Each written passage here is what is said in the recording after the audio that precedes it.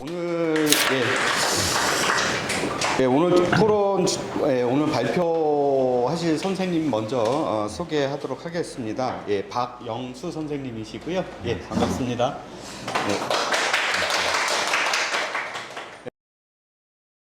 국제보건의 시간윤리라는 주제로 발표해 주시겠습니다. 발표 좀 시작하도록 하겠습니다. 감사합니다.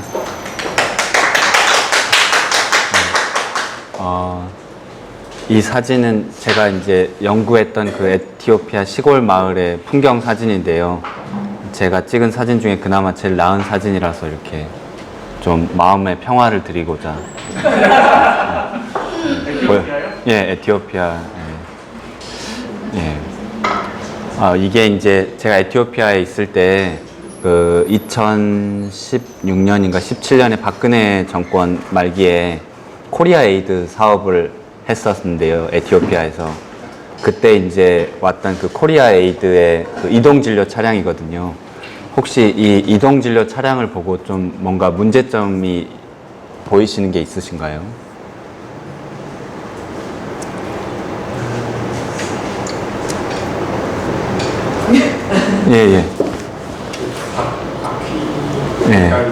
땅이 고르지 않거나 그럴 때도 다닐 수 있어야 될 것 같아요. 맞아요. 저런 게 차체가 조금 차체가 좀 약해 보여요. 한 큐에 맞추셨습니다. 그러니까 이게 에티오피아는 실은 그 도로가 제대로 깔려있는 데가 별로 없어서 그 차체가 그 클리어런스가 너무 낮으면 다닐 수가 없거든요. 그래서 뭐 앰뷸런스도 약간 그 높은 찝차로 앰뷸런스를 쓰고 막 그러는데, 이 에티오피아에 한 번도 안 가본 국내 모 자동차 회사 엔지니어들이 아프리카에 급하게 이동진료 차량을 보내야 된다 그래서 아프리카에는 분명히 전기가 없으니까 자체 발전소를 그 차 바닥에 넣어줘야겠다 해가지고 그 이제 발전기를 밑으로 넣었는데, 그래서 이제 차체가 너무 바닥에 가까워서 실은 이제 이게 새로운 개념의 국제보건이라고 생각할 수 있는데, 이동진료 차량인데 차가 이동하는 게 아니고 사람이 이동해 와서 진료를 받아야 되는 이 새로운 동원형 국제보건이라고. 그래서 이때도 그 이동진료 차량이 시골 곳곳에 들어가서 이동진료를 처음에 한 게 아니고, 박근혜 그 씨가 이렇게 방문한 시기에 맞춰서 그 얼마나 많은 사람을 동원했는지를 보여주기 위해 가지고, 여기 이제 에티오피아 시골 마을에서 하는 뭐 새마을 운동 하는 지역이나 뭐 여러 사업 지역의 사람들을 버스로 실어와 가지고 여기 대학교 운동장에서 지금 이동진료를 하고 있는 장면이거든요. 그래서 이제 이게 재밌게 해드리려고 보여준 사진이지만 오늘 주제랑도 약간 관련이 있어요. 이게 에티오피아에서 이렇게 한국이 과거에 했던 그런 개발의 경험들이 어떤 식으로 상상되고 실천되고 있는지를 보여주는 하나의 사례라고 생각을 했거든요. 그러면은 이제 오늘 이야기를 좀 드리면, 이제 제가 연구했던 그 에티오피아의 이제 마을에서 한국이 했던 사업은 이제 가족계획 사업이었어요. 근데 이 사업이 실은 굉장히 그 한국의 해외에서 했던 국제개발 사업 중에서도 좀 높게 평가받는 사업이거든요. 왜냐하면 이제 초창기에 한 2010년부터 시작했던 사업 중에 그 전까지는 주로 가서 이렇게 건물을 지어주고 뭐 병원을 지어주고 자재를 넣어주고 이렇게 주로 인프라에 그 도움을 주는 쪽이었다면, 처음으로 뭔가 소프트웨어적으로 뭐 프로그램을 돌리고 사람들한테 캠페인을 하고 교육을 하고 이런 사업을 처음 해봤거든요, 우리나라도. 그래가지고 새마을 운동 정신을 이제 그 이용해서 사람들이 그 이 가족 계획 사업에 대해서 배우고 그 가난에서 벗어날 수 있도록 하기 위해서 이제 했던 그 가족 계획 사업이 벌어졌던 곳이고요. 여기 이제 사진은 그 한국의 이제 의료진들이 거기 가서 거기서 이제 에티오피아 여성들한테 그 3년 동안 이렇게 유효한 그 피임약을 이 팔에 삽입하는 거를 이렇게 가르쳐주는 시술 장면을 보여주고 있거든요. 그리고 그 밑에 이제 현수막은 그 아이를 낳는 게 우연이 아니고 그 선택이다, 이제 이런 문구의 그런 캠페인을 하는 거를 이제 보여주고 있는 장면이고요. 그 그 가족계획 사업이 이루어졌던 그 시골 마을에 한국이 세웠던 그런 모자보건센터 그 사진을 보여주고 있습니다. 제가 현장 연구를 했던 곳이 이 마을이었고, 그리고 저는 이 센터에서 살면서 그 마을 사람들이랑 같이 생활하면서 한 1년여의 시간을 같이 보냈습니다. 이제 혹시 에티오피아가 어디 있는지 모르시는 분들을 위해서 잠깐 이제 지도를 가져왔는데요. 에티오피아는 이제 아프리카 지도를 보면 그 동쪽 끝에 뿔처럼 나온 곳이 있잖아요. 그래서 그 요즘 모가디슈라는 영화 때문에 그 소말리아에 대해서 관심이 있으실 수 있는데, 바로 그 소말리아 옆에 있는 나라고, 우리나라 청해부대가 있는 그 지부티 근처에 그 아프리카 동쪽에 위치한 나라고요. 그리고 바다 건너는 바로 예멘이랑 사우디아라비아가 있죠. 그래서 그 에티오피아가 이제 그런 정교회 국가로 많이 알려져 있지만, 실은 메카에서도 굉장히 가깝기 때문에 에티오피아에 사는 사람들 중에 또 3명 중에 1명은 무슬림이거든요. 그래서 여러 종교와 민족이 이제 공존하고 있는 나라고요. 이게 이제 에티오피아의 행정구역 지도인데요. 에티오피아는 한 80개가 넘는 민족으로 이루어져 있어요. 근데 이제 그 중에서도 대표적으로 큰 민족들이 각자 자치주를 가지고 있는데, 그 주의 이름이 실은 그 민족의 이름이거든요. 그래서 맨 북쪽에서부터 여러분들이 이름을 알아야 되는 주는 티그라이주, 암하라주, 그 다음 오로미아주, 이 3개만 아시면 되는데, 그 3개가 제 이야기의 주요 그런 등장인물들이거든요. 그래서 티그라이가 맨 북쪽에 있지만은 작은 인구를 가지고 있지만 1991년부터 한 2017년, 18년까지 정권을 잡았던 민족이고요. 그리고 그 오로모 사람들이, 제가 연구했던 지역이 그 오로미아 지역인데, 그 오로모 사람들이 제일 큰 민족이에요. 인구가 1억 정도 되는 나라에서 한 3천만 명이 넘는 제일 큰 민족인데, 그 민족이 한 세기가 넘도록 피지배 민족이었거든요. 근데 가장 최근에 좀 현황이 좀 바뀌긴 했지만, 일단 그 티그라이와 오로모 사이의 그런 관계에서 벌어진 역학 관계가 이제 이 핵심적인 스토리라서 그 민족의 이름을 좀 알아두시면 좋고요. 다른 민족들도 많이 있지만, 이게 이제 제가 연구했던 지역의 어떤 사진을 보여주고 있는데, 아디스아바바가 맨 위에 있는데, 그 아디스아바바에서 차를 타고 한 2시간 반 정도 내려오면 제가 연구했던 이테아라는 마을이 있는데요. 그 마을에 오는 길에 보면 그 주변이 다 이렇게 사막화되고 있어서 지금은 굉장히 건조해 보이는데, 원래는 여기가 다 밀림이 우거진 그 땅이었거든요. 이제 불과 이렇게 건조하고 그런 땅이 된 지 한 40-50년밖에 안 됐는데, 여기 보면 유일하게 이렇게 녹색으로 돼 있는 굉장히 넓은 곳이 보이거든요. 중간쯤에. 그게 이제 사탕수수 플랜테이션인데, 그 과거에 이제 이 오로모 사람들이 살던 땅을 빼앗기고 나서 국가가, 그 황제의 땅이었지만 이제 나중에 국가가 소유한 땅이 되는데, 지금은 외국 자본이 들어와서 거기 설탕 공장을 세운 큰 그 밭이 있거든요. 그리고 이제 그 이야기를 꺼낸 이유는, 실은 이 지도만 봐도 이 오로모 민족이 땅을 빼앗긴 역사를 좀 보여주고 있어서 그 지도를 잠깐 보여드렸고요. 그리고 이제 제 이야기의 시작은 그 제가 연구한 마을에 3가지 표지판이 있거든요. 그래서 그 표지판을 통해서 어떤 시간들이 제시되고 있는지를 한번 생각해 보려고 하는데요. 첫 번째 이정표는 제가 아까 말씀드렸던 그 한국이 세운 모자보건센터, 가족계획 센터의 이정표고요.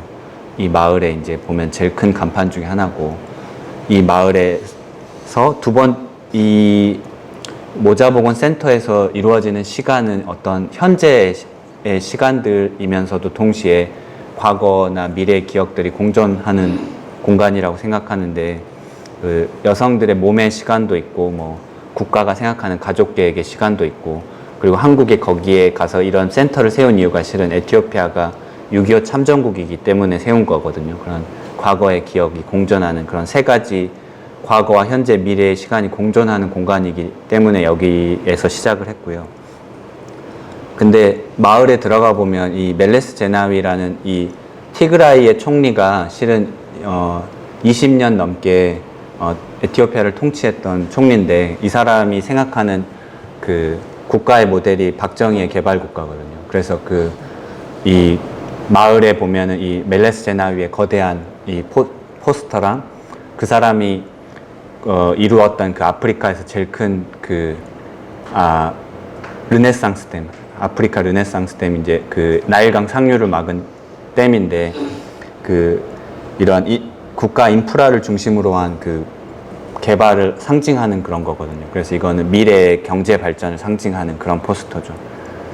그리고 이게 마지막으로 세 번째 이정표는 이 마을에 학살의 기념관이 있거든요. 그래서 이 마을에 1890년대 초반, 1880년대 중반에 오로모 사람들이 그 북쪽에서 온 민족들한 에티오피아 제국으로부터 그 정복당하는 과정에서 큰 학살이 있었어요. 근데 그 학살이 이루어진 방식에서 사람들의 팔을 잘랐거든요. 그래서 이게 사람들의 잘린 팔과 여자들은 가슴을 잘랐는데 잘린 팔과 잘린 가슴을 형상화한 학살 추모 공원이 있어요. 이 마을에. 그래서 이런 학살의 기억을 가지고 있는 그런 공간이라는 거. 그래서 이런 과거와 미래와 현재의 시간들이 공존하고 있는 곳이 저의 현장이었고요. 이게 이제 그 마을에 일주일에 2번씩 열리는 뭐 3일장, 5일장 그런 느낌의 장터인데 그 마을에 전통 복장을 입은 사람들이랑 현대적인 옷을 입은 사람들이 공존하고 있고, 그리고 그 아까 학살 추모 공원으로 가는 마을버스도 여기서 출발을 하죠. 여기에 이제 바로 시장 옆에 한국이 세운 모자보건 센터도 있고, 그리고 건너편에는 한국의 NGO들이 세운 복지관도 있고, 뭐 새마을회관도 있고 그렇거든요. 그래서 우리 아프리카의 시골이지만 굉장히 독특한 장소이고요. 이 마을에서는 이렇게 새마을 모자를 쓰고 새마을 옷을 입고 다니는 어르신들을 쉽게 만날 수 있습니다. 굉장히 이게 그 사람들이 보기에 팬시한 디자인이고, 그리고 그 마을에서 이제 이런 새마을 운동을 열심히 하고 있거든요. 한국의 뭐 경상북도에서 이렇게 보낸 사람들이랑 젊은 사람들, 늙은 사람들이 와서 새마을 운동 정신에 따라서 사람들이 새로운 일을 할 수 있도록 여러 가지를 활동을 하고 있고요. 이게 이제 저의 연구실인데, 그 마을 귀퉁이에 있는 그냥 사람들 6명 들어가면 꽉 차는 커피 마시는 그 뭐라고 해야 될지 모르겠지만 카페인데, 저는 그냥 여기서 하루 종일 사람들이랑 커피 마시고 수다 떠는 게 제 연구 방법론이거든요. 그래서 이제 제가 거기 있을 때 친해졌던 그 카페 주인이랑 그 머리 자르는 그 미용사 친구인데, 그 친구들의 이제 사진이고, 여기서 이제 사람들이랑 농담을 주고받으면서 이제 친해지는 게 연구에서 제일 중요한 기반이 됐고, 실은 이 사람들이 이 공간에서 여러 가지 이야기를 해줬어요. 왜냐하면 그 뭐 학살에 대한 역사적 기억이나 이런 것들은 정치적으로 할 수 없는 이야기들이었는데 여기서 또 해주고, 또 그리고 제가 연구했을 당시에 그런 계엄령 하였는데 어떤 국가폭력의 피해자들이나 데모에 대한 소식도 여기서 많이 전해주고, 그래서 저한테는 굉장히 중요한 장소가 됐죠. 그리고 이제 제가 거기서 이 연구할 때 만났던 분들인데, 그 오로모 사람들은 그 다른 민족의 사람들을 입양할 수 있거든요. 그래서 이제 저의 어떤 저를 입양해 주신 양아버지 같은 분들인데, 이 전통 의상을 만드는 분이었어요. 그 오로모 전통 의상이 이렇게 하얗게 위에 걸려 있는 그 의상인데, 그분이 이제 대부분의 사람들이 정교회 아니면 그런 이슬람교를 믿는 사람인데, 이분은 토속 신앙을 지키고 있는 사람이었거든요. 그래서 이분이 이 마을의 역사랑 문화도 잘 알고, 그래서 이분한테 많은 것들을 배우고 도움을 많이 받았죠. 또 다른 또 마을의 역사나 문화를 잘 아는 사람들 소개도 해주시고, 그래서 이분들의 도움을 많이 받았고요. 그리고 이제 그 어느 문화에서나 그 외부에서 온 사람들이 접근하기 힘든 그 굉장히 냄새가 심한 음식들이 있잖아요. 근데 발효 음식. 그래서 그런 것들을 먹었을 때 실은 어느 정도 그 마을의 한 사람으로 받아들여지는 통과 의례를 통과하는 것 같은데, 저도 몰랐는데 어렸을 때부터 좀 축농증이 심해가지고 냄새를 잘 못 맡거든요. 문화인류학자로서 이제 좀 타고난 재능이 있다는 사실을 발견하게 됐는데, 이 사람들이 그 전통 그 버터랑 우유로 만든 이 치즈 같은 게 있는데, 그거를 제가 한 숟갈 지금 떠먹고 있는 거거든요. 그래서 이게 굉장히 귀한 음식인데, 이거를 그 동양에서 온 사람이 이렇게 맛있게 먹는 걸 보면서, 아, 얘는 진정 오로모 민족이다. 그렇게 인정을 받는 그런 순간이었어요. 이게 제가 아까 연구했던 그 한국이 세웠던 가족계획 센터의 입구고, 여기서 제가 살면서 연구를 했는데요.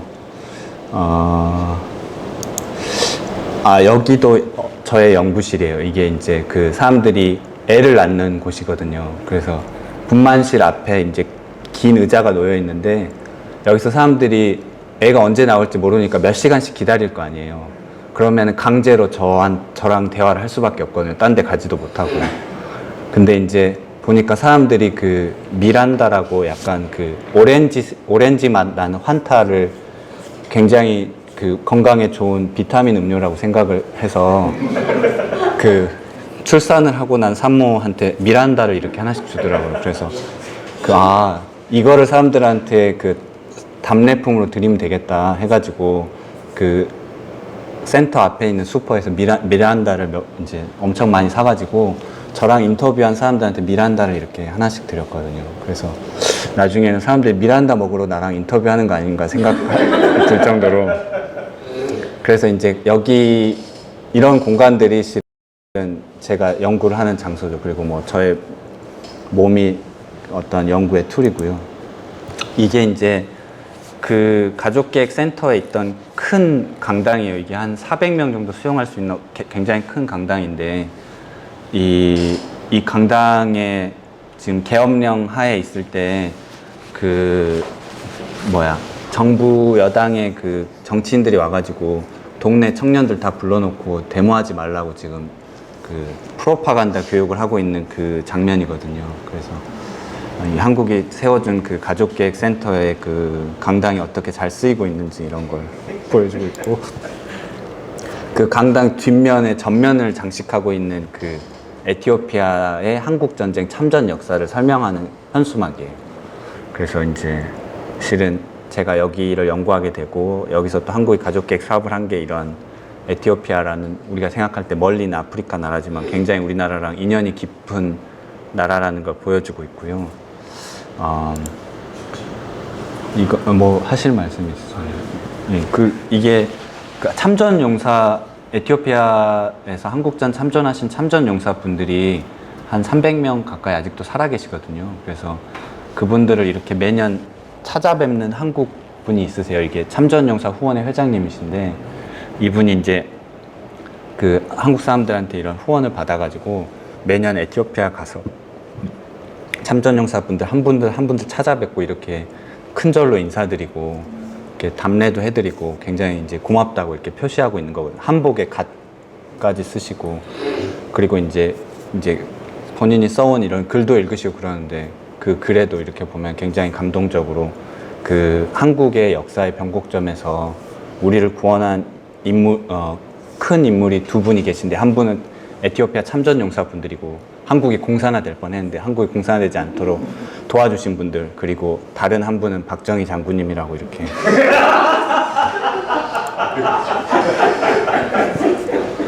이게 그때 아까 보여줬지만 그 한국이 가족계획 그 캠페인 할 때 썼던 그 현수막인데, 이제 지금은 그 건물 벽에 이렇게 걸려 있는데, 그 아이를 이렇게 낳는 거는 우연이 아니고 이렇게 선택해야 된다, 그런 구호인데요. 이게 에티오피아의 특히 그 시골에 있는 오로모 여성의 그 가부장제 하에 있는 여성의 입장에서는 굉장히 실정에 맞지 않는 구호일 수도 있거든요.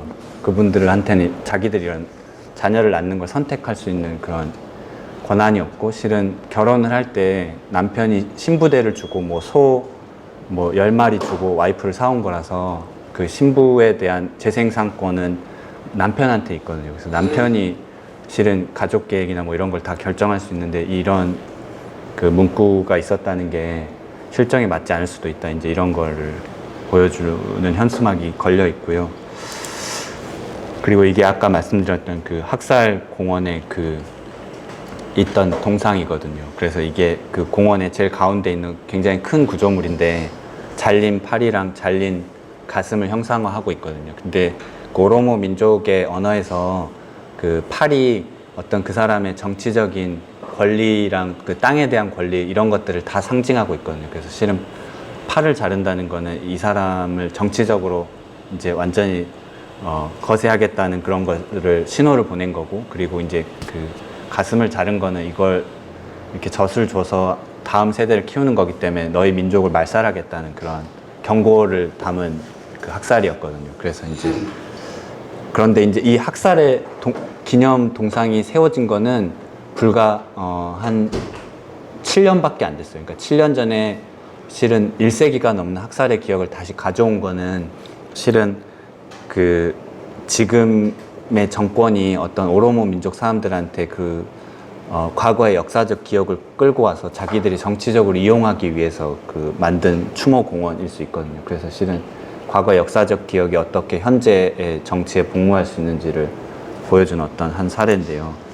제가 이렇게 너무 중구난방으로 막 얘기한 것 같기도 한데, 제가 동아시아의 근대성 얘기를 한 이유가 실은 에티오피아가 근대에 세 가지 정권이 있었는데 그 1974년까지는 제국이었고요. 그러니까 황제가 다스리는 나라였고, 그 황제가 다스리는 나라의 모델은 메이지 유신의 일본이었어요. 그리고 1974년부터 91년까지는 공산주의 정권이 있었는데 그때의 모델은 모택동의 문화대혁명이었어요. 그리고 91년부터 지금까지 있었던 정권의 모델은 박정희의 개발 독재거든요. 그래서 이제 에티오피아라는 먼 나라지만 그들이 생각했던 근대화의 모델이 동아시아 3국이었기 때문에 그 동아시아의 근대성이 어떤 식으로 거기서 이제 이해되고 실천되는지를 보려고 하는 건데요.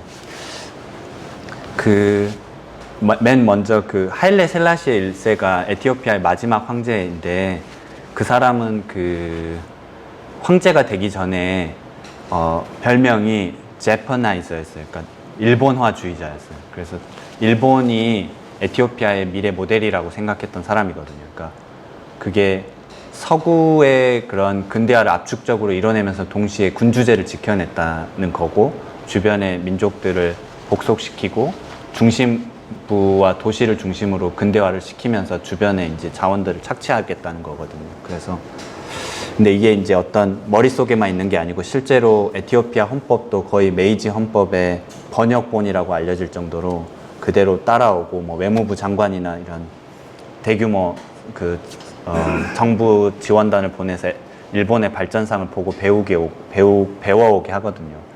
그리고 그 러시아가 일본이 러시아에 대해서 러일 전쟁 승리를 했을 때 에티오피아에서 굉장히 기뻐했던 게 비서구 국가가 서구 국가를 이겼는데, 에티오피아도 그런 비슷한 경험이 1800년대 후반에 있었거든요. 이태리가 침공했는데 이태리의 침공을 2번이나 물리쳤어요. 에티오피아가 프랑스에서 무기를 수입해가지고. 그래서 이제 그런 어떤 일본이랑 비슷한 동질감 같은 걸 느꼈어요. 근데 이제 이 하일레 셀라시의 황제가 했던 어떤 오로모 민족 사람들의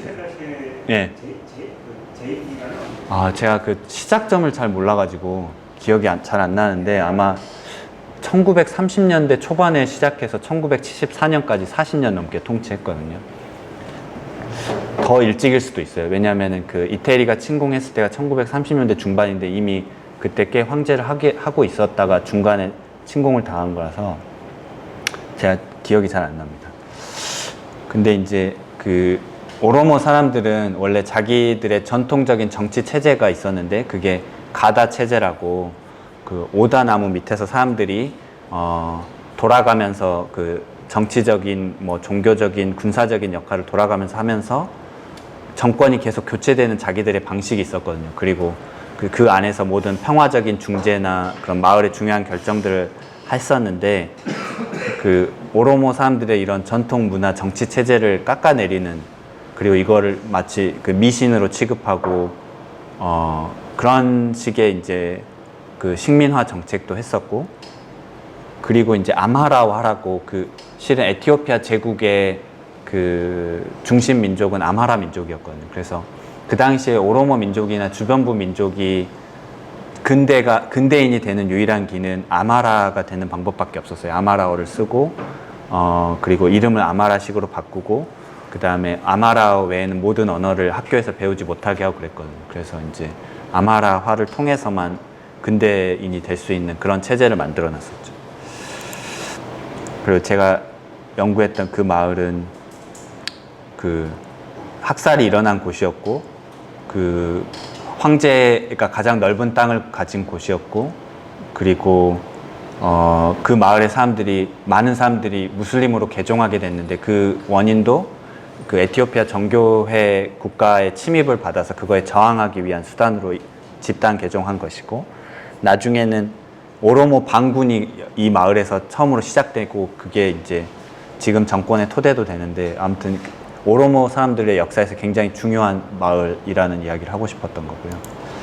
이게 하일레 셀라시의 황제의 모습인데 하일레 셀라시의 황제가 그 이런 농기계 옆에 서 있는 모습인데 그 스웨덴에도 그런 국제개발 원조 기구가 있는데 우리나라 코이카 같은 그래서 시다라 그래서 약간 좀 시다바리 느낌이 나서 그렇긴 한데 근데 거기서 이 에티오피아의 이런 농업 현대화 프로젝트를 했었거든요. 그래서 농기계를 제공하고 했었는데 그게 실은 오로모 사람들의 그런 대지주들이 소작농이 필요 없게 그냥 한 원인이 됐어요. 그러니까 스웨덴 입장에서는 국제개발 사업이라고 농업 기계화 시켜줬더니 오로모 사람들은 오히려 땅에서 자기가 소작하던 땅에서 쫓겨나서 도시 빈민이 되는 그런 결과를 낳게 된 거죠. 그래서 오로모 사람들에게 어떤 개발이라는 게 어떤 식으로 다가올까? 과거에 이런 개발을 통해서 축출되고 땅을 잃고 그런 경험들이 있었기 때문에 중앙 정부에서 개입하고 외국의 정부에서 개입해가지고 이루어진 개발이라는 것이 그 사람들한테는 어떻게 폭력적으로 이해될 수 있을까 이제 그런 생각들을 하게 되죠. 원래 이 사람들은 그 농경이랑 목축을 병행하는 사람들이었는데 그 식민화되면서 강제로 정착하게 되고 더 이상 목축을 할 수 없게 자연이 파괴되고 뭐 그런 과정들을 계속 겪으면서 결국에 도시 빈민으로 전락하게 되거든요. 그게 이제 스웨덴 정부가 했던 그 프로젝트의 결과였고 그리고 거기서 이제 가족계획 사업도 했었어요. 스웨덴 정부에서 이런 농업 현대화 사업을 하면서 그런데 엄청난 저항에 부딪히게 된 거죠. 그래서 그 당시 스웨덴 정부는 실은 사회민주당이었는데 실은 그 토지 개혁을 이 사업의 선결 조건으로 걸었는데 그 에티오피아 의회는 황제가 장악하고 있었기 때문에 토지 개혁은 하지 않고 그냥 현대화만 해서 오히려 더 불평등이 악화되는 결과를 가져왔죠. 그리고 이게 결국에는 토대가 돼서 공산혁명이 일어나는 계기가 됩니다. 그 이제 이 마을에 가는 풍경을 보다 보면 좀 이상한 풍경이 한 가지가 있는데 시골 마을인데 이상하게 그 수도로 통하는 그 도로 주변에 집들이 이렇게 네모난 집들이 따닥따닥 다 붙어 있어요. 근데 이게 실은 오로모 사람들의 전통적인 마을을 이루는 방식이 아니거든요. 원래는 사람들이 각자 이렇게 동그란 집을 하나 짓고 굉장히 멀리 떨어져서 지내야 돼요. 왜냐하면 자기 집 앞에 밭도 하고 그 소랑 뭐 양이랑 염소랑 엄청 많이 키워야 됐기 때문에 서로 멀리 떨어져서 살아야 되거든요. 그럼 왜 이렇게 사람들이 마을을 이루고 살게 됐는지를 보면 실은 공산 정권이 강제 이주시킨 거거든요. 그러니까 이렇게 자연적으로 형성된 부락이 아니고 40년 전에 이렇게 강제 이주 당한 거죠. 그래서 이제 더그 정권이라는 그 공산 정권이 들어섰는데 이 더그 정권은 처음부터 공산주의자들이 아니었고 미국에 전화를 해가지고 우리가 쿠데타를 일으켰는데 우리한테 좀 도움을 달라고 했는데 미국이 그 당시에 이제 하일레 셀라시의 1세랑 좀 친했거든요. 케네디랑. 그래가지고 우린 도와줄 수 없다 그래서 그러면 소련에 전화해가지고 우리 공산주의 하겠다 그래가지고 공산주의 하게 된 거예요.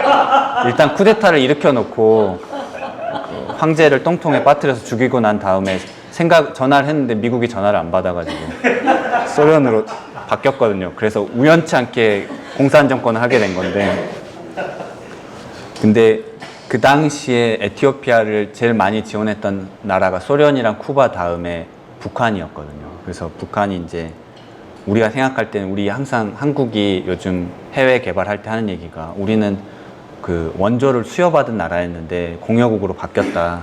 그런 얘기 항상 하는데 에티오피아 입장에서는 북한이야말로 정말 처음에 그랬거든요. 북한도 처음에 6.25 전쟁 이후에 그 평양을 재건하는데 뭐 소련의 도움 받고 뭐 동독이 함흥을 재건하는데 도움을 주고 막 그랬었잖아요. 근데 이제 에티오피아 가서 이 만수대 예술단이 세운 그 전승 기념탑이거든요. 지금 사진에 보이는 게 제가 실은 사진을 잘 못 찍어서 이게 더 큰 옆으로 이렇게 보이는 더 큰 사진이 있는데 거기 보면 거의 평양에 있어야 될 것 같은 탑 하나가 여기 있는데 그 탑도 세워주고 그리고 뭐 무기 공장도 2개나 만들어주고 그러니까 아디스아바바 수도의 하수도 재정비 사업도 하고 그래서 하수도가 좀 상태가 안 좋은 것 같긴 한데 그리고 뭐 카드 섹션, 집단 체조, 행진 이런 것들도 다 전수해줬거든요. 그래서 한국 사람에 대한 굉장히 깊은 인상을 받고 있어요. 그래서 한국에서 왔다 그러면은 이게 북한에서 온 사람인지 뭐 예. 실제로 지금도 북한의 의사 간호사들이 에티오피아에서 진료하고 있는 분들이 많이 있거든요. 그래서 시골에서 이렇게 한국 사람인 것 같아서 말 걸려고 보면 여기 김일성, 김정일 배지 있는 분들이 있고 막 그래가지고 그래서 이 북한이랑도 인연이 있는 나라라는 거고요. 그리고 이거는 그러니까 중국으로부터 직접적으로 도움을 받지는 않았지만 아프리카의 많은 사회주의 실험들이 중국의 그 마오이즘의 영향을 많이 받잖아요. 그래서 그 당시에 에티오피아에서도 이런 그 제메차라고 이거 어떤 뭐라 그럴까 돌진하는 그 행진 뭐 이런 뜻인데 이런 그 혁명의 새로운 이름을 만든 건데 그 모택동의 그 소홍서를 이렇게 번역해가지고 그 청년들 특히 이제 그 당시에 이 공산 정권이 들어서기 전에 이미 수도에는 많은 지식인들이랑 청년들이 그 약간 사회주의가 자기들의 그 모델이라고 생각하고 황제 정권을 뒤집으려고 생각하고 있었거든요. 근데 그런 그런 사람들이 이제 이상한 공산주의 정권이 들어와서 자꾸 자기들을 무너뜨리려고 하니까 이 학생들이 더 이상 수도에 있으면 안 되겠다고 생각해서 학생들을 쫓아내기 위해서 하방 운동을 시킨 거예요. 그래서 시골에 가서 너희들이 다 사람들 그 뭐라 그러지? 이데올로기 교육하고 뭐 그 공동 농장 만들고 토지 개혁하고 그런 것들 니들이 가서 직접 해라. 그래서 이제 하게 됐고 이게 그 강제로 사람들 이주시켜서 마을화 했던 그 플랜인데요. 이게 보면은 마을의 모양을 똑같이 다 만들어서 그걸 그대로 찍어내게 했거든요. 마을마다. 그래서 이게 그 찍어낸 마을의 하나의 사례인데 이게 공중에서 보면은 다 똑같이 일렬로 이렇게 배열되게 이거는 그 제임스 스콧이라는 그 미국의 정치학자가 그 국가처럼 보기라는 책으로 한국에 번역되어 있는 책에 이제 했던 말인데 그 중국의 문화대혁명 이전에 뭐가 있었는데 생각이 안 나네. 그레이트 리포워드가 중국말로 뭐였죠? 아무튼 그 문화대혁명 이전에 사람들 많이 죽었던 대약진 운동. 그 대약진 운동이랑 에티오피아의 강제 마을화가 20세기 가장 큰 그 비극이다. 사람들이 엄청 많이 죽었다 이것 때문에. 그러니까 그런 식으로 설명을 했었죠. 왜냐하면 우리가 이제 에티오피아 하면 제일 먼저 생각나는 사진이 영양실조된 아이가 이렇게 배불러 있고 막 그것 때문에 생각나는 게 실은 공산 정권 시절에 있었던 일인데 80년대 중후반에 그때 농촌 인구의 절반 가까이가 강제 이주 당했고 제가 연구했던 지역은 거의 70% 사람들이 강제 이주 당했거든요. 근데 강제 이주 당하면서 그 사람들이 살아왔던 전통적인 생활 방식이 다 파괴된 거예요. 원래 그 사람들은 일부 다처제의 부인들의 집을 서로 다른 생태적인 조건에 만들어가지고 한쪽에서 그 기근이 생겨도 다른 쪽에서 생겨난 뭐 곡식이나 목축을 가지고 살아갈 수 있겠는데 그런 사람들을 강제로 마을에 모여서 살게 하면서 전염병도 돌고 사람들 농업 생산량도 떨어지고 그리고 서로 더 술 마시고 싸우게 만들었거든요. 그래서 결국에는 마을에 사람들을 모아놓고 살게 한 게 실은 사람들을 재앙을 가져온 건데 그래서 에티오피아의 그런 대기근은 원래 에티오피아의 토양 자체가 그 수분을 보관할 수 없는 토양이라서 항상 기근이 반복되어 왔었거든요, 역사적으로. 근데 그 당시에 80년대 갑자기 많은 사람들이 굶어 죽게 된 거는 자연재해가 아니고 그 공산 정권이 만든 인재다, 이렇게 평가하는 사람들이 있거든요.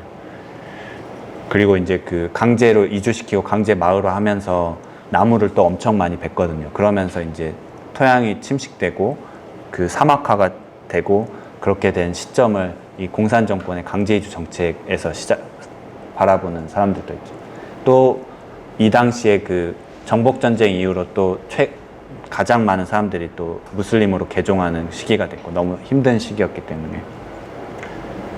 근데 이제 정부는 원래는 사람들한테 뭐 보건소도 지어주고 학교도 지어주고 이런 핑계로 사람들 모여서 살게 하고, 뭐 전기랑 물이랑 제공한다고 모여 살게 한다고 그런 식으로 프로파간다를 했지만, 실은 그 당시에 너무 반군들이 많아서 마을들이 반군의 기반이 되니까 그 사람들 모아서 통제하고 자기들 군인으로 징용하고, 그리고 세금 걷고 그 감시하기 위해서 마을로 강제 이주시킨 거였거든요. 그래서 이런 역사가 있었죠. 이제 벌써 30분이나 했는데 이제야 겨우 본론에 들어왔는데요. 한국의 가족계획 사업으로 들어왔는데, 제가 이제 한국의 가족계획 사업에 대해서 관심을 갖게 된 게, 그 에티오피아에서 한 사업에 대해서 관심을 갖게 된 게, 조선일보에서 그 에티오피아에서 한국이 가족계획 사업하는 거에 대해서 비판한 기사가 한번 실린 적이 있어요. 그래서 아니, 우리나라 그동안 그렇게 가족계획 사업 열심히 해서 이제 저출산 고령화 사회가 됐는데, 우리가 실패한 그 사업을 왜 에티오피아에 가서 잘한 사업이라고 그렇게 열심히 프로모션 하고 있냐, 이런 식으로 비판하는 기사를 썼거든요, 조선일보에서. 근데 조선일보가 영문판이 있더라고요. 저도 몰랐는데. 그래서 영어로 그 기사 그대로 번역해서 실린 거예요, 온라인으로. 근데 그 오로모 민족 사람들이 지금 정권 하에서 탄압받으면서 해외에 망명가 있는 사람들이 많거든요. 근데 해외에 망명가 있던 어떤 오로모 학자가 그걸 보고, 한국의 에티오피아 정권이 오로모 사람들 인구 숫자를 줄이는 거를 도와주고 있구나, 가족계획 사업으로. 그래서 한국이 에티오피아의 인종 청소와 그 우생학적인 사업을 도와주고 있다고 그걸 비판하는 기사를 온라인으로 썼어요. 그래서 야, 이게 뭔가, 한국은 6.25 참전국이라고 고맙다고 그 도와주러 가서 가족계획 사업 한다고 했는데, 오로모 사람들 입장에서는 이게 인종 청소로 이해될 수도 있다는 거잖아요. 그러니까 이게 어떻게 우리가 좋은 의도를 가지고 했던 국제개발 사업이 전혀 다른 방식으로 해석될 수 있는지 보여주는 것 같아서, 도대체 어떤 맥락인지 궁금해서 여기를 연구하게 된 거고요. 이제 멜레스 제나위는 그 아까 말한 대로 그 북쪽의 티그라이 쪽 사람인데, 거기가 실은 제일 건조하고 제일 지력이 떨어져 있고 굉장히 사람들이 살기 척박한 땅에 있거든요. 그래서 많은 사람들이 공산 정권 때 굶어 죽었는데, 근데 이 사람 스스로도 그런 마오이스트예요. 그래서 그 마오이스트 게릴라로 공산 정권을 무너뜨리려고 할 때 이제 미국이 뒤에서 그 도와줘가지고 무기를 많이 줘서 이제 공산 정권을 무너뜨렸는데, 이 사람이 굉장히 그 공부를 많이 하는 독재자였거든요. 그래서 별명이 경제학자인데, 그 총리를 20년 하는 동안 영국이랑 네덜란드에서 석사학위를 하나씩 땄어요. 근데 그 사람이 네덜란드 대학의 경제학 석사학위 논문으로 썼던 게, 아프리카의 그 경제 발전 모델은 신자유주의는 안 된다. 그렇기 때문에 신자유주의의 대안은 박정희의 개발 국가다. 그게 이제 이 사람 석사학위 논문의 내용이거든요. 그래서 그 아프리카는 민주화하고 이러면은 너무 민족 간의 갈등이 표출돼서 통제할 수가 없기 때문에 박정희식으로 일단 모든 민주화는 다 이렇게 뒤로 밀어두고 국가가 위주로 국가가 이렇게 강력하게 진행해야 된다. 그래서 실제로 자기가 모델로 삼는 한국을 3번이나 방문해가지고 그런 새마을 운동과 한강의 기적 이런 거를 보러 오고, 이제 그 영남대 박정희 새마을대학원 교수들 초청해서 공무원들 교육시키고 뭐 이런 일들 했었거든요. 그리고 실제로 이 사람이 있을 때 매년 2자리 수의 그 GDP 성장률을 보여요. 이제 중국으로부터 엄청나게 많은 돈을 끌어와가지고 인프라에 투자해서 늘려놓은 GDP거든요. 그런 사람이었고, 그리고 지금 이제 이건 좀 너무 넘어가자면 민족이 아까도 많다고 했잖아요. 그래서 에티오피아에서는 실은 민족의 숫자가 굉장히 민감한 이슈거든요. 왜냐하면 오로모 민족이 아까도 제일 큰 민족이라고 했잖아요. 근데 암하라 민족이랑 티그라이 민족은 굉장히 가까운 민족이거든요. 언어적으로, 문화적으로, 역사적으로 북쪽에서 굉장히 오랫동안 많은 걸 공유했던 민족이기 때문에 그 사람들이 보기에는 오로모 민족이 큰 수를 가지고 있다는 게 굉장히 불안한 요소가 될 수가 있어요. 왜냐하면 오로모 민족이 만약 1인 1표씩 해서 정말로 대의민주주의를 하면 오로모 사람들이 정권을 잡아야 되는 게 맞는 거잖아요. 그래서 이 단순히 인구 통계가 누가 더 많고 적고 뭐 가족 계획으로 인구 수를 줄이고 늘리는 게 이 나라에서는 굉장히 민감한 정치적인 문제일 수 있다는 거죠. 그리고 이게 이제 그 아디스아바바 그 확장 계획인데, 아디스아바바가 지금 빨갛게 보이는 지역이 현재 아디스아바바거든요. 근데 그 수도를 동서남북으로 10배를 넓히겠다는 계획이었어요. 근데 문제는 이 아디스아바바 주변이 다 오로모 사람들이 사는 땅이거든요. 그러니까 오로모 사람들한테는 자기들의 그 토지 탈취의 착취의 역사가 반복되는 걸로 단순한 도시계획으로 본 게 아니고, 그리고 중요한 거는 이 사람들이 제일 신성하게 생각하는 장소가 있는데 1년에 한 번씩 모여서 추수감사제를 지내는 그 장소가 이 계획에 포함되어 있어요. 그러니까 수도 아디스아바바는 아마라 사람들의 도시인데 그 도시에 자기들의 가장 신성한 땅을 넘겨주는 개발인 거거든요. 그래서 이거에 저항하는 사람들이 전국적으로 대규모 시위를 벌였고, 에티오피아에서는 시위 열면 무조건 경찰이나 군인들이 가서 총 쏘거든요. 시위대에서 그냥 바로 죽이거든요. 그래서 이제 많은 사람들이 죽게 됐는데, 그거에 대해서 저항하는 의미에서 이 리오 올림픽 때 마라톤 결승선에서 2위로 통과한 그 사람이 오로모 사람인데, 릴레사 파이사라는 사람인데, 그 사람이 이 오로모 프로테스트 사인을 했거든요. 그래서 은메달을 박탈당했는데, 정치적 표현을 했다고 해서. 그리고 이제 난민 신청을 했는데, 이 사람이 그 오로모 사람들에 대한 정치적 탄압과 학살에 대해서 저항하는 표시를 한 거거든요. 그리고 이제 이건 아까 그 말씀드린 그 외국 자본이 들어와서 만든 큰 사탕수수 밭인데, 사람들이 그 정부에 대항하는 시위를 할 때 그 사탕수수 밭에 불을 질러서 이걸 그 태워서 없애버린 그 폐허를 보여주고 있는 사진이고요. 그러니까 이런 맥락에서 한국이 가족계획 사업을 한다는 게 어떤 의미일까 생각을 해봤는데, 이게 우리나라 예전에 70년대 가족계획 사업할 때 그 이동진료 차량인데, 근데 그 이동진료 차량이 상징하는 게 뭘까를 생각을 해봤는데, 그 당시에 우리나라는 보건의료 인프라가 취약해서 실은 가족계획 사업을 한다는 게 그 당시에 그 자궁 내 삽입장치, 인트라 유테라인 디바이스를 많이 쓰고 뭐 난관 수술이나 뭐 이런 것들을 굉장히 많이 했었는데, 보건의료 인프라가 취약한 상태에서 그 당시에는 그게 굉장히 실험적인 방법들이었거든요. 그래서 미국에서 이제 한국이나 대만, 인도 같은 데서 처음으로 한번 시도해 본 거예요. 그 당시에 무슨 지금처럼 임상시험의 그런 기준 같은 게 있던 시대가 아니니까 한번 개발도상국에서 그걸 시험해 본 건데, 그러면서 우리나라에서는 그게 경제 개발을 발전을 위해서 필요하다고 생각해서 GDP에서 그 인구를 줄이면은 그 경제가 빨리 성장하는 것처럼 보일 수 있잖아요. 그래서 경제개발 5개년 계획 하에서 이렇게 열심히 가족계획 사업을 하고 목표 수치를 굉장히 총력전으로 잡고 막 그랬잖아요. 그래서 뭐 1년에 뭐 난관 수술 뭐 몇만, 2만 개 하고 뭐 총 5년 사이에 한 100만 명의 여자들한테 자궁 내 피임 장치를 삽입하고 뭐 이런 일들이 이루어졌거든요. 그래서 뭐 이건 한국의 여성학자, 사회학자분들이 이미 너무 많이 연구하신 내용이지만, 어떤 국가의 그런 경제 발전을 위해서 그 당시에 도시 빈민이나 농촌 여성들의 몸이 희생됐다고 생각하는 거거든요. 인프라가 취약한 상태에서. 저는 이동진료 차량이 바로 그런 개발의 속도가 보여주는 폭력성이라고 생각을 했거든요. 이게 이제 그 제가 연구했던 그 마을에서 미국이 무료로 제공한 그 아까 3년짜리 여기다 삽입한다 그랬잖아요.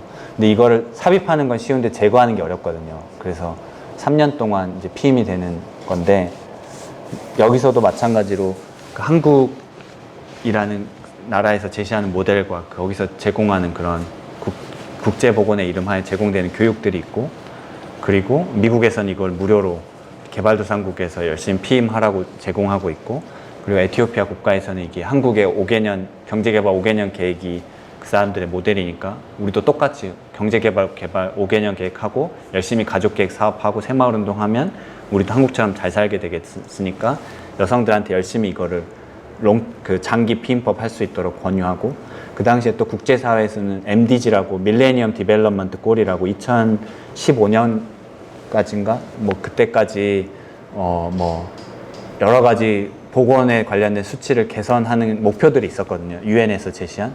그래서 지금 SDG로 다 바뀌었는데 그 목표들 중에 하나가 이런 사람들의 피임을 얼마나 받아들이는 거. 그러니까 국제사회랑 정부에서 제시하는 여러 목표 수치들이 있으니까 막판에는 그걸 달성하기 위해서 사람들이 동원되는 거예요. 사람들의 건강과 사람들의 어떤 정말 가족 계획을 위해서 그걸 한 것들이 아니고 동원되는, 복원이 그런 정치에 동원되는 것들을 볼 수가 있는 거죠. 그래서 여기 사진에 보면 뒤에 멜레스 제나위 포스터들도 있지만은 거기에 이 보건소장의 차트에 써 있는 내용들이 얼마나 많은 사람들이 가족 계획하는지, 얼마나 많은 사람들이 여당 당원이 됐는지, 얼마나 많은 사람들이 정부 정책에 반대하고 있는지, 얼마나 많은 사람들이 5인 감시조에 들어가 있는지, 뭐 이런 차트거든요. 우리가 생각할 때 보건소에 있다고 생각할 수 없는 차트들이 있는데, 뭐 그리고 당연히 보건소장은 아주 젊은 나이에 거기까지 올라간 이유는 당원이기 때문이고, 노란색 티셔츠 입고 있는 당원이라서 그런 거고, 그리고 그 보건소장도 이제 한국에 연수 갔다 와서 영감 받은 그 구호를 이렇게 뒤에 붙여놨거든요. We can do it, we'll do it, we must do it. 그래서 이 한국에서 영감을 받은 이런 정치적인 동원들이 어떻게 보건 사업에 실천되고 있는지 보여주고 있는 거예요. 그래서 이거는 이제 이 그래프들은 실은 이게 에티오피아는 달력이 특이해서 우리가 보통 보는 달력이랑 한 8년 차이가 나는데 이게 2006년이 2014년이거든요. 그래서 이 아까 말씀드린 그 유엔의 MDG가 달성되기 직전에 그런 시설 분만율 뭐 아니면 산전 진찰률 이런 모자보건에 관련된 수치들이 얼마나 급격하게 증가한지 보여주는 그래프거든요. 그러니까 사람들이 동원된 거죠. 이렇게 급격하게 증가했다는 거는 이게 열심히 사람들 캠페인하고 교육시키고 계몽시켜서 나온 결과물이라기보다는 공무원들이랑 그 당원들이 열심히 동원된 거고, 원래는 아이를 낳을 때 누군가 이렇게 가서 보조 인력이 그 분만을 도와주는 비율이 굉장히 중요한 수치 중에 하나인데, 그 비율이 시설 분만율보다는 커야 되거든요. 왜냐하면 시설이 오면 당연히 누군가 전문가가 도와주니까. 근데 이 사람들이 너무 열심히 통계를 조작하다 보니까 어떤 순간에는 시설 분만율이 그거보다 더 높게 나오는 순간도 있거든요. 그러니까 이게 열심히 조작을 하고 싶어도 이렇게 컴퓨터나 이런 인프라가 잘 안 좋아가지고 숫자가 이렇게 잘못 역전되는 상황이 생기거든요. 그리고 아까 말씀드린 대로 이제 한국이 했던 코리아에이드 사업도 박근혜 대통령이 방문할 당시에 그 일주일 사이에 뭐 3,000명의 사람이 여기 와서 뭐 진료를 받고 뭐 한국의 미숫가루를 먹어보고 그리고 무슨 시장이죠? 국제시장인가? 그 영화를 감상하고 뭐 이런 그런 시간을 가졌는지 그런 수치들이 우리나라 그 언론에 제시되거든요. 그래서 마치 몇천 명의 사람들이 아프리카에서 굉장히 큰 혜택을 입은 것처럼 포장되고, 근데 결국에는 그게 이제 급하게 미르랑 K 무슨 스포츠 재단 세우는데 필요한 사업으로 이렇게 급조된 사업인 거잖아요. 그러니까 에티오피아의 어떤 보건의 필요나 이런 거랑 상관없이 한국의 아젠다를 이렇게 하기 위해서 한 거였고, 이게 이제 과거에 우리나라의 그런 가족계획과 새마을운동 사업과 시찰이 어떻게 이렇게 연합되고 있는지를 보여주는 사진인데, 그러니까 문화인류학자가 하는 작업을 이렇게 한마디로 요약한 그러니까 한국에서 문화인류학 개론서로 많이 읽는 책 중에 하나가 낯선 곳에서 나를 만나다라는 책이 있거든요. 저는 그게 실은 문화인류학자의 작업을 한 단어로 요약한다고 생각하는데, 그러니까 저는 에티오피아라는 낯선 곳에 갔지만 거기서 한국의 어떤 한국의 근대성이 가질 수 있는 폭력성의 그런 민낯을 보고 온 거죠. 그래서 이거는 이제 오로모 사람들의 아까 얘기했던 과거의 전통 정치 체제를 상징하는 그 오다나무예요. 그 뭐 개발한 사람들 ODA 나무라고 하기도 하는데 그 Overseas Development Assistant의 약자인데, 근데 이 오다나무가 실은 그 오로모 사람들한테는 굉장히 중요한 의미를 가지고 있는 게, 이게 그 사람들이 생각했던 자기들의 과거의 정치 체제는 민주주의적이라는 거예요. 이 사람들은 그 평등한 공동체였고, 물론 남녀는 불평등했지만 남자들 사이에서는 적어도 어떤 사람이 우두머리가 되지 않고 이렇게 순환을 하고, 그리고 자기들끼리 한 사람이 권력을 독점하지 않고 뭐 정치, 군사, 종교 뭐 이런 식으로 권력이 분립돼 있었고, 그리고 그거를 8년의 사이클로 한 번씩 정권 교체가 이루어졌거든요. 그 사람들이 이제 그 연령 집단이라는 게 있어가지고 태어났을 때 1971년생부터 78년생까지는 무조건 평생 같이 가는 동기였어요. 그래서 그 사람들이 한꺼번에 정권을 잡았다가, 그리고 그 사이클이 끝나면 정권에서 내려오는 그런 시스템이었는데, 그러니까 이거 자기들의 어떤 정치 체제를 상징하는 나무거든요. 이 나무 밑에서 사람들이 모였고, 이 나무 밑에 그늘이 그 자기들의 조상들이, 죽은 조상들과 지금 산자들이 만나서 서로 대화하고 소통하는 그 치유와 의례의 공간이라고 생각을 했고, 그리고 이 나무 자체가 자기들의 어떤 족보를 상징한다고 생각했거든요. 그 뿌리로부터, 자기 조상들로부터 해서 여러 가지 가문들이 나오고, 그 열매들이 지금 미래의 후손들이라고 생각하는데, 그러니까 오로모 민족의 여러 상징들이 결합되어 있는 나무거든요. 그러니까 오로모 사람들은 과거로부터, 어떤 과거의 특정한 이미지로부터 자기들의 어떤 민주화되고 평등한 정치체제의 미래를 상상하고 있었던 거죠. 한국에서는 오히려 이 에티오피아에 가서 마치 뭐 미래지향적인 국제개발, 국제보건하는 것처럼 했지만, 결국에는 가서 그 박정희에 대한 향수를 불러일으키는 과거의 정치를 하고 있었던 것 반면에, 그러니까 우리가 생각할 때 아프리카의 뭐 미개하고 가난한 사람들은 뭐 과거에 얽혀 있는 사람들이고, 우리는 뭐 미래에 잘 살고 그런 사람들이 우리가 발전된 혜택을 그냥 전달해 주는 거라고 생각하지만, 어떻게 보면 그 시간의 방향이 여기서 역전하고 있는 거죠. 근데 이제 이런 모든 이야기가 실은 반전을 하게 된 거는 그 오로모 사람들이 열심히 그렇게 국가 폭력의 피해자로 핍박받고 있었던 상황, 계엄령 상황에까지만 저는 현지 조사를 하고, 그 뒤로 지금 3년 넘게 에티오피아를 못 가고 있거든요. 뭐 코로나도 있었고, 그다음에 내전 상황이고 그래서 못 갔다고 그럴 수도 있지만, 제가 연구비를 하나도 못 따서 못 가긴 했는데 근데 이제 그동안에 이 어떤 일이 벌어졌냐면, 그 오로모 사람들의 그런 전국적인 시위를 무마시키기 위해서 이제 멜레스 제나이는 죽었고, 멜레스 제나이 죽고 나서 그 권력의 공백이 있었는데, 그때 원래 있던 멜레스 제나이 후계자 총리가 내려오고 오로모 사람을 총리로 만들게 돼요. 이 아비 아흐메드라는 사람을. 근데 이 사람이 그 총리가 되자마자 여러 가지 개혁적인 시도들을 하고, 뭐 정치범들 다 석방하고, 그리고 그 에리트리아랑 오랫동안 내전 상태였는데 평화협정을 맺고 휴전하거든요. 그래서 이제 노벨 평화상을 받았어요.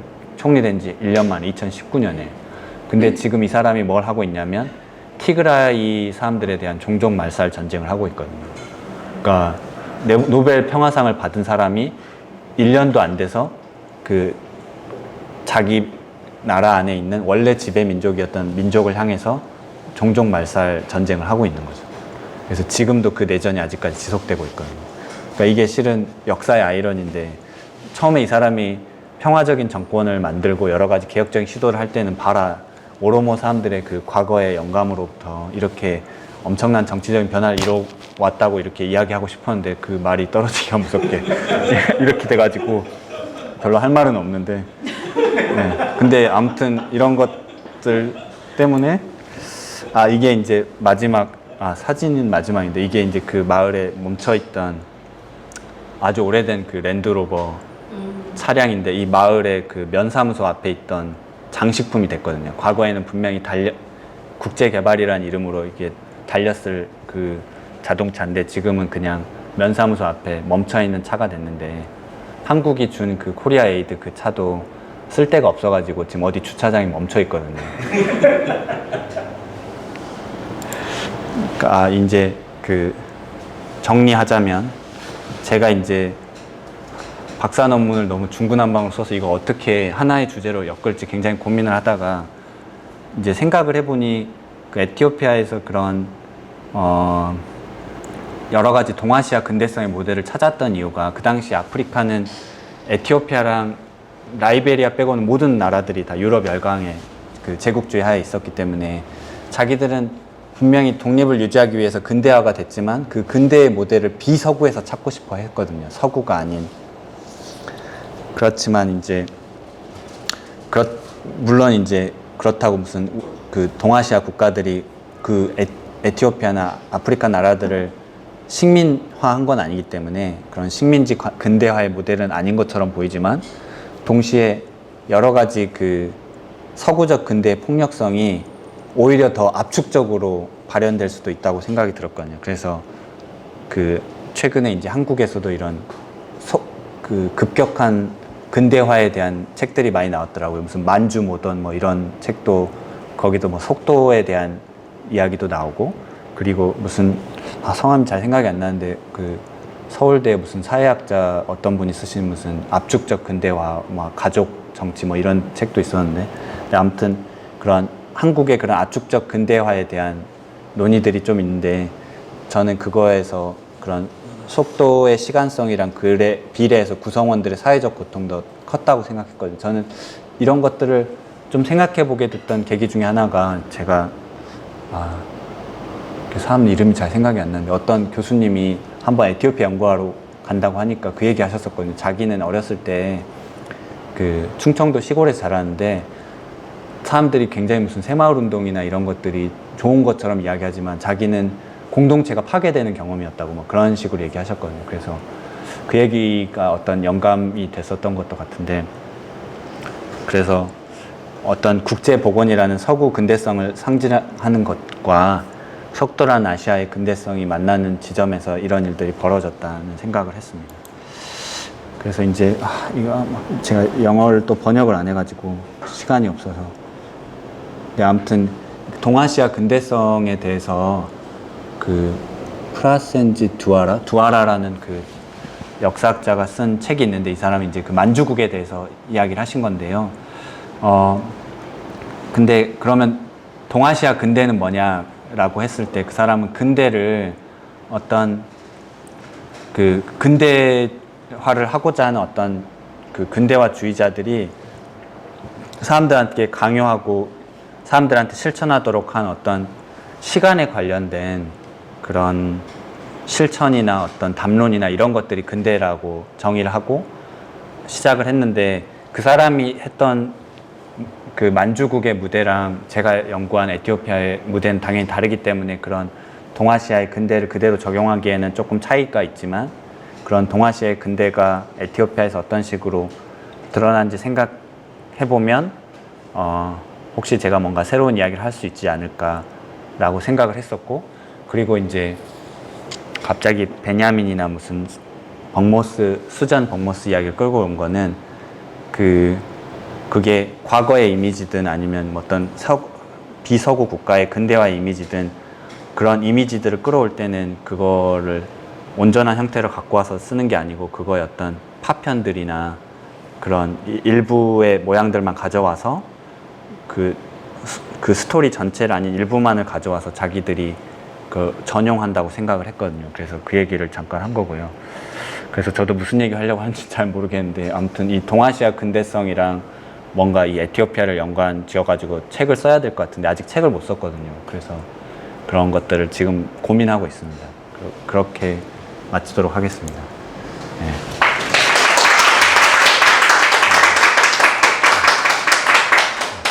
예, 그러면 한 10분 정도 쉬었다가 네. 이어서 그 질의 토론하는 시간 갖도록 하겠습니다. 굉장히 잘 알고 계시네요. 실은 그리스의 참전 종군 기자 스코르질레스라는 사람이 쓴 강류 부대 책이 한글로 번역되어 있는데요. 그 에티오피아 한국 전쟁 참전에 대한 기록이 남아 있거든요. 그래서 그게 일단 중요한 레퍼런스가 되고 그리고 제가 성함이 딱 생각이 안 나는데 연세대 문화인류학과에서 에티오피아 방법으로서의 에티오피아라는 문화인류학 글 쓰신 분이 한 분 있는데 그분이 딱 이 문제에 대해서 연구하는 분이거든요. 근데 일단은 그게 한국이 에티오피아의 참전 스토리에 대해서 만들어낸 한 가지의 내러티브예요.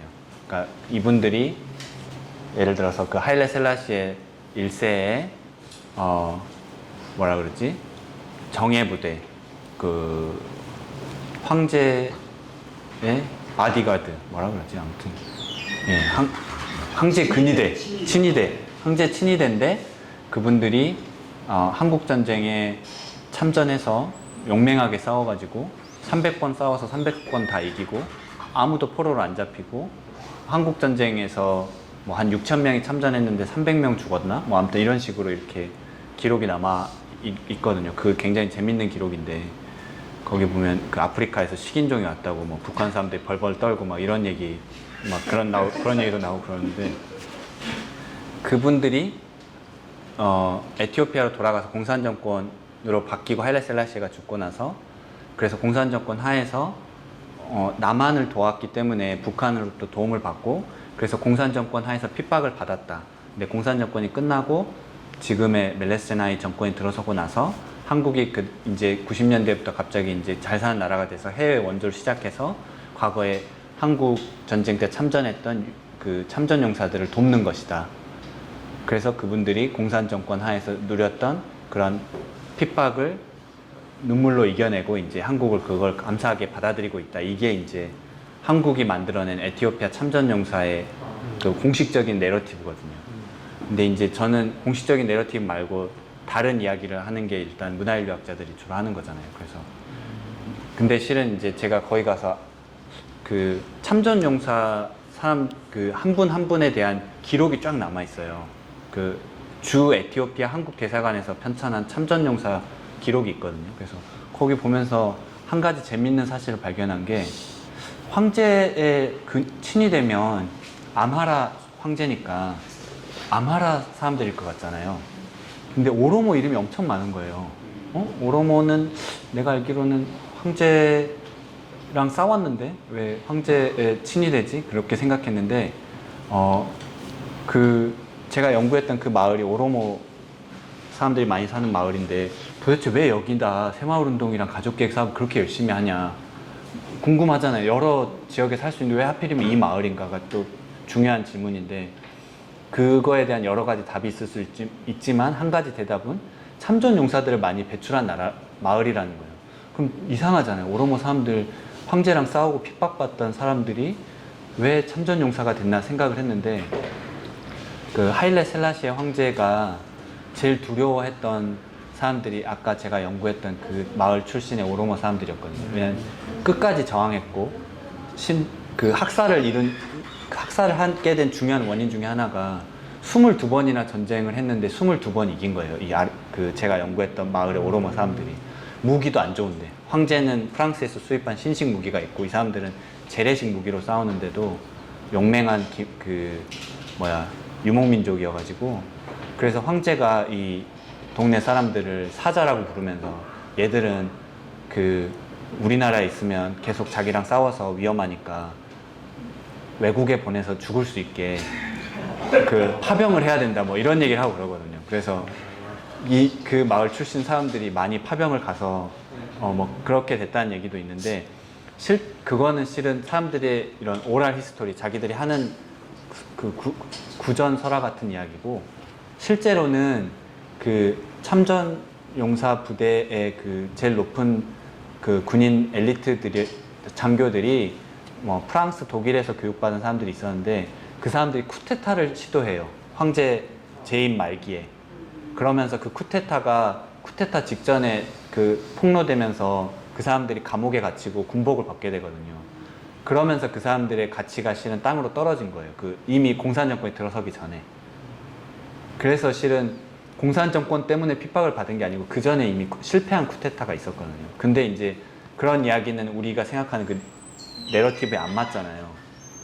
그 우리 공산 정권 하에서 핍박을 받았어야지 우리가 좀 뭔가 스토리가 나오는데 그래서 그렇게 해서 이제 그런 이야기까지 디테일은 안 나오고 황제가 그 참전 오모로 사람이라는 것을 추적하려고 했던 사람들이 그 정확히 생각은 안 나는데 그 사람도 오로모 사람 아닐 수도 있어요. 근데 이제 일단은 그 사람들은 그냥 해외에서 유학한 엘리트라서 그 황제가 하는 근대화 속도가 너무 느렸기 때문에 그거를 뒤집기 위해서 자기들이 쿠데타 일으켜서 정권 잡으려고 했다 실패한 거고, 근데 이제 황제가 참전 용사들이 그 한국 전쟁 돌아오고 나서 그 공로를 치하하기 위해서 뭐 아디스아바바에 어떤 넓은 땅 한 지역을 주고 거기에 참전 용사들이 살게 해서 참전 용사 마을이 이루어졌다. 그 마을의 이름이 코리아 빌리지다. 뭐 이런 식으로 스토리가 돼 있거든요. 그거는 사실인 것 같아요. 그래서 실제로 한국에 어떤 사람이 우연히 아디스아바바 갔다가 그 한국 마을을 발견하고 그러면서 그 참전 용사들 후원하고 한국의 그 개신교의 제일 큰 교회 중인 하나는 명성교회가 거기다가 병원을 세우고 막 그런 일들이 다 벌어지게 된 게 그런 그 아까 말한 그 스토리 위에 세워진 것들이거든요. 근데 이제 저는 그 스토리 자체가 실은 에티오피아의 맥락에서 특히 오로모 사람들의 맥락에서 봤을 때는 또 다른 방식으로 해석될 수 있다는 얘기를 하는 거죠. 오르모에서 파병했던 사람들은 친일가 아니고 네. 오히려 그냥 네. 밖에 내보내기 위해서 쫓아내기 위해서 그럴 수 있다는 거죠. 예. 그리고 그 당시에는 실은 오로모 이름 안 쓰고 아마라 이름 쓰는 오로모 사람도 많았으니까 실은 이름이 아마라로 나왔어도 오로모 민족일 수도 있는 거죠. 그렇게 생각하면 더 많은 참전 용사들이 오로모 민족 출신일 수 있는데, 그러니까 우리가 생각할 때는 참전 국가니까 뭔가 그 나라에 대해서 한 가지 동질된 이미지만 갖고 있지만 그 안에서 여러 가지 분열된 것들이 서로 충돌하고 있었던 거죠. 공산화된 게 74년이라고. 예. 그리고 사실 뭐 한국전쟁 끝나고 20년이 지난 다음인데, 예. 뭐 공산주의 때문에 그쪽에서 저기 이념적으로 그 사람 참전용사가 피박받았을 거다고 하는 얘기는 좀 뻥뻥. 그니까요. 예. 그거는 2년도 아니고 20년이지. 예, 사후에 만들어낸 얘기일 가능성이 있어요. 오늘은 여기가 인문학 연구소니까 네. 뭔가 동아시아 근대성 얘기를 해서 피드백을 받으면 제가 도움을 많이 받을 것 같아요. 이걸 초점으로 얘기를 했는데 네. 실은 제 박사 논문은 의료 인류학이니까 몸에 대한 이야기들이 많이 있거든요. 네. 그 얘기를 좀 드리면 네. 실은 그 가족계에 있어서 과거의 역사적인 기억이나 정치적인 탄압이 어떤 의미가 있는지를 연구를 했거든요. 네. 그래서 이제 아까 있었던 그 학살의 기억 있잖아요. 근데 그 학살의 기억이 아까도 말씀드렸던 것처럼 그 사람들한테 어떤 민족을 멸절시킨다는 의미를 담고 있었잖아요. 그래서 저는 그 과거에 이런 아주 트라우마적인 그런 역사적 기억과 그 잘린 팔과 잘린 가슴의 이미지가 실은 사람들로 하여금 다산을 하게 한다는 그 논문을 하나 써서 그거는 이제 나간 게 있거든요. 그래서 이제 과거 아까 말했던 그 학살의 기억이 지금 사람들로 하여금 아이를 많이 낳게 하는데, 오로모 사람들이 아이를 많이 낳게 하는데 영향을 미쳤고, 근데 그게 단순히 과거의 기억에 머무르는 게 아니고 현재의 그 정치적인 탄압 하에서 과거의 그런 잘린 팔이라는 아주 강렬하고 신체에 가까운 이미지잖아요.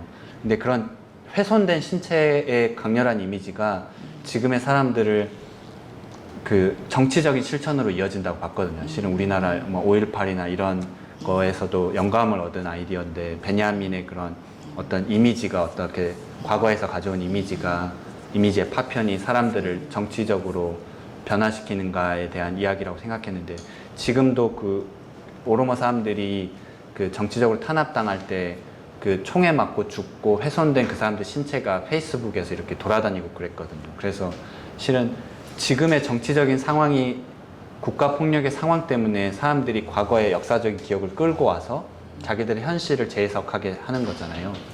그래서 그런 기반 때문에 자녀를 많이 낳게 해서 오로모 민족이 강한 민족이 되고 그 다수의 상태를 유지해서 정치적으로 뭔가를 도모할 수 있게 하고, 동시에 뭐였지? 아무튼 그래서 이런 맞다. 국가의 아젠다가 그 경제 개발을 위해서 산하 제한을 하는 게 아젠다인데 그런 상황에서 아이를 많이 낳는다는 거는 그런 국가에 저항하는 그 행동이 될 수 있거든요.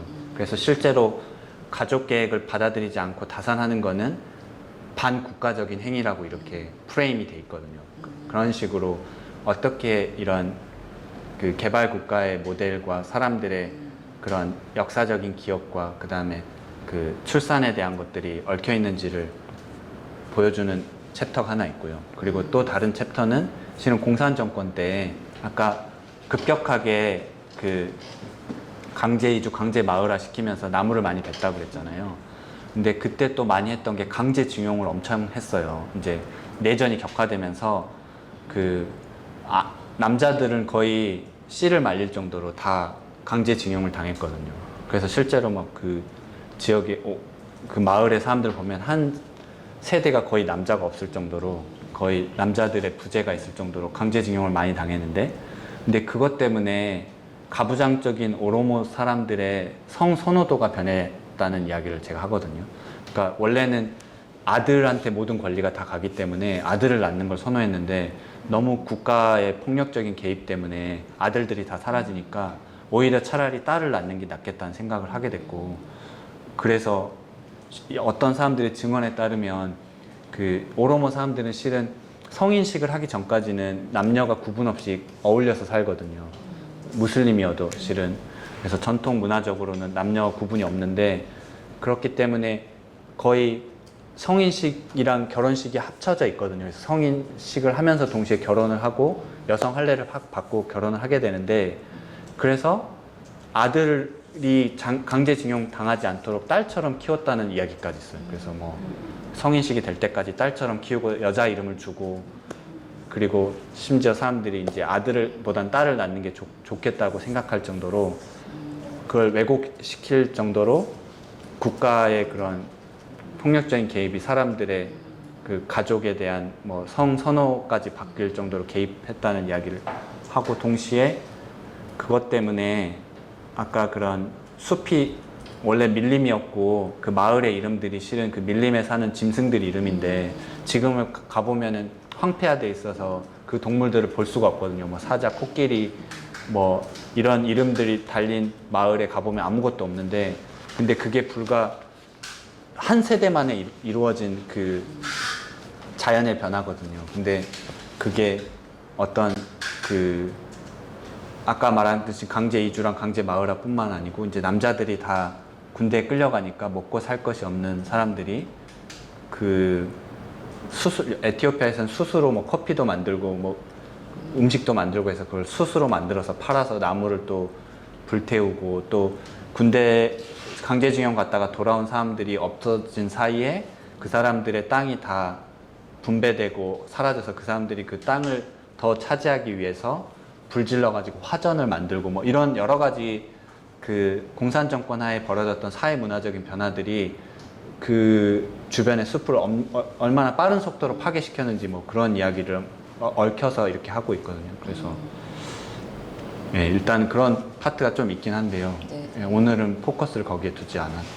그걸 열심히 네, 연구를 안 해서 잘 모르긴 하는데요. 네. 그 여성 할례가 일단 법으로 금지돼 있거든요. 그래서 국가에서 정한 해로운 전통 관습이 여성 할례, 조혼, 그 다음 납치혼, 그 다음에 일부 다처제 뭐 이런 몇 가지가 있는데, 근데 이게 이 사람들이 무슬림이라서 하는 게 아니고 실은 그 동부 아프리카, 북아프리카, 중동에 걸쳐서 넓은 지역에서 행해지고 있는 일들인데, 근데 뭐 지역마다 맥락은 다르겠지만 여성의 지위가 굉장히 낮기 때문에 그런 일들이 벌어진다고 생각을 하거든요. 실은 그 여성 할례를 하는 이유가 이게 다산에 도움이 된다고 생각해서 하는 거잖아요. 근데 이제 그 오로모 여성들의 지위가 굉장히 낮거든요. 지금은 실은 여성들이 뭐 다른 이야기를 좀 하자면 실은 여성들이 두바이나 사우디에 이주노동해서 가사노동자로 벌어오는 돈이 제일 큰 마을의 수입이거든요.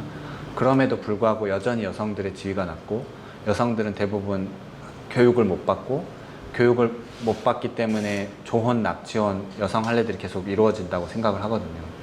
그래서 그리고 실제로 가족 계획도 정부가 이렇게 강제적으로 개입해서 사람들한테 강요하는 것보다 여성의 교육 수준이 높아지면 가족 계획이 이루어지는 확률이 제일 높아지거든요. 그게 실은 뭐 가장 에비던스가 있는 거라고 해서 열심히 가족 계획 사업을 할 게 아니고 여성들을 교육시키고 취업할 기회를 주는 게 더 효과가 크다고 하더라고요. 그래서 여전히 그런 젠더 불평등의 문제가 심각한 사회죠. 네. 그럼 거기 오로모 지역에서 네. 가족계획 사업을 했을 때 네. 성과 예를 들면 그걸로 인해 가지고 이렇게 출산율이 이렇게 감소하거나 네. 그런 상황 그런 건 어떤가요? 별로 안 변했나요? 그러니까 당연히 감소를 하고 있고 에티오피아 전역이 실은 다 출산율이 감소하고 있는데요. 근데 그게 정말로 가족계획 사업을 열심히 해서 생긴 효과인지 아니면 경제가 조금씩 나아지고 여성들이 교육을 받고 취업 기회가 더 생겨서 생긴 효과인지는 실은 알 수가 없거든요. 근데 조금 아까 오로모의 경우에는 네. 그러니까 그 가족계획 사업이라고 하는 게 네. 종족 간 관계에서 그렇죠. 자기네가 네. 이렇게 네. 수를 줄이고 맞아요. 영향을 줄이는 거다라고 해서 네. 그래서 저항을 했을 수도 있을 것 같은데 네. 민족들 그렇죠. 관계에서 보면 그런데 네. 근데 이제 그 가족계획 사업이 근데 거기에 이렇게 투여됐을 때 네. 그러니까 그런 걸 생각을 하면 투여했어도 별로 효과가 없을 것 그렇죠. 같은데 그렇죠. 네. 근데 그래서 어느 정도나 주는지가 예, 제가 실은 저는 양적 연구하는 사람이 아니고 질적 연구하는 사람이라서 데이터를 잘 분석을 못하는데 다행히 저를 도와주고자 하는 한 인구학자분이 한 분 계셔가지고 지금 독일의 막스 플랑크 연구소에 있는 이수지 박사님이라는 한국의 이제 양적 연구하는 인류학자분 한 분이 있는데 그분이 요즘 이런 거 연구하신다고 해가지고 제 박사 논문이 쓰레기인데 다시 그거를 쓰레기통에서 꺼내가지고 다리미로 다려서 펴가지고 그걸 읽고 계시거든요. 그래가지고 그 양적 연구랑 질적 연구를 같이 하고 있어요. 그래서 제가 했던 질적 연구를 바탕으로 그러면은 네가 한 이야기가 맞으면 예를 들어서 티그라이랑 오로모 민족의 출산율이랑 뭐 가족계획 실천율 이런 것들이 어떻게 변하는지 전국 단위의 데이터가 있거든요. 그래서 그걸 같이 분석하는 논문을 지금 쓰고 있어요. 근데 실제로도 분석을 해보니까 확실히 오로모 사람들이 더 가족계획을 잘 안 받아들이고 출산율이 줄어드는 속도가 훨씬 적어요. 예, 그러니까 저항이 있는 거죠. 그 정부 정책에 대해서. 우리가 한국에서 지원하는 가족계획 오로모 쪽 많이 예, 오로모 쪽을 많이 하는데 네. 그게 한국에서 어떤 정말로 오로모 민족을 탄압하기 위해서 그런 건 아닌 것 같고요. 네. 제 생각에는 그 수도 근처가 오로미아 주잖아요. 네, 그래서 네. 사업적이 가기가 편해서 교통이 편리해서 오로미아 주를 선택했는데 중요한 이유죠. 네.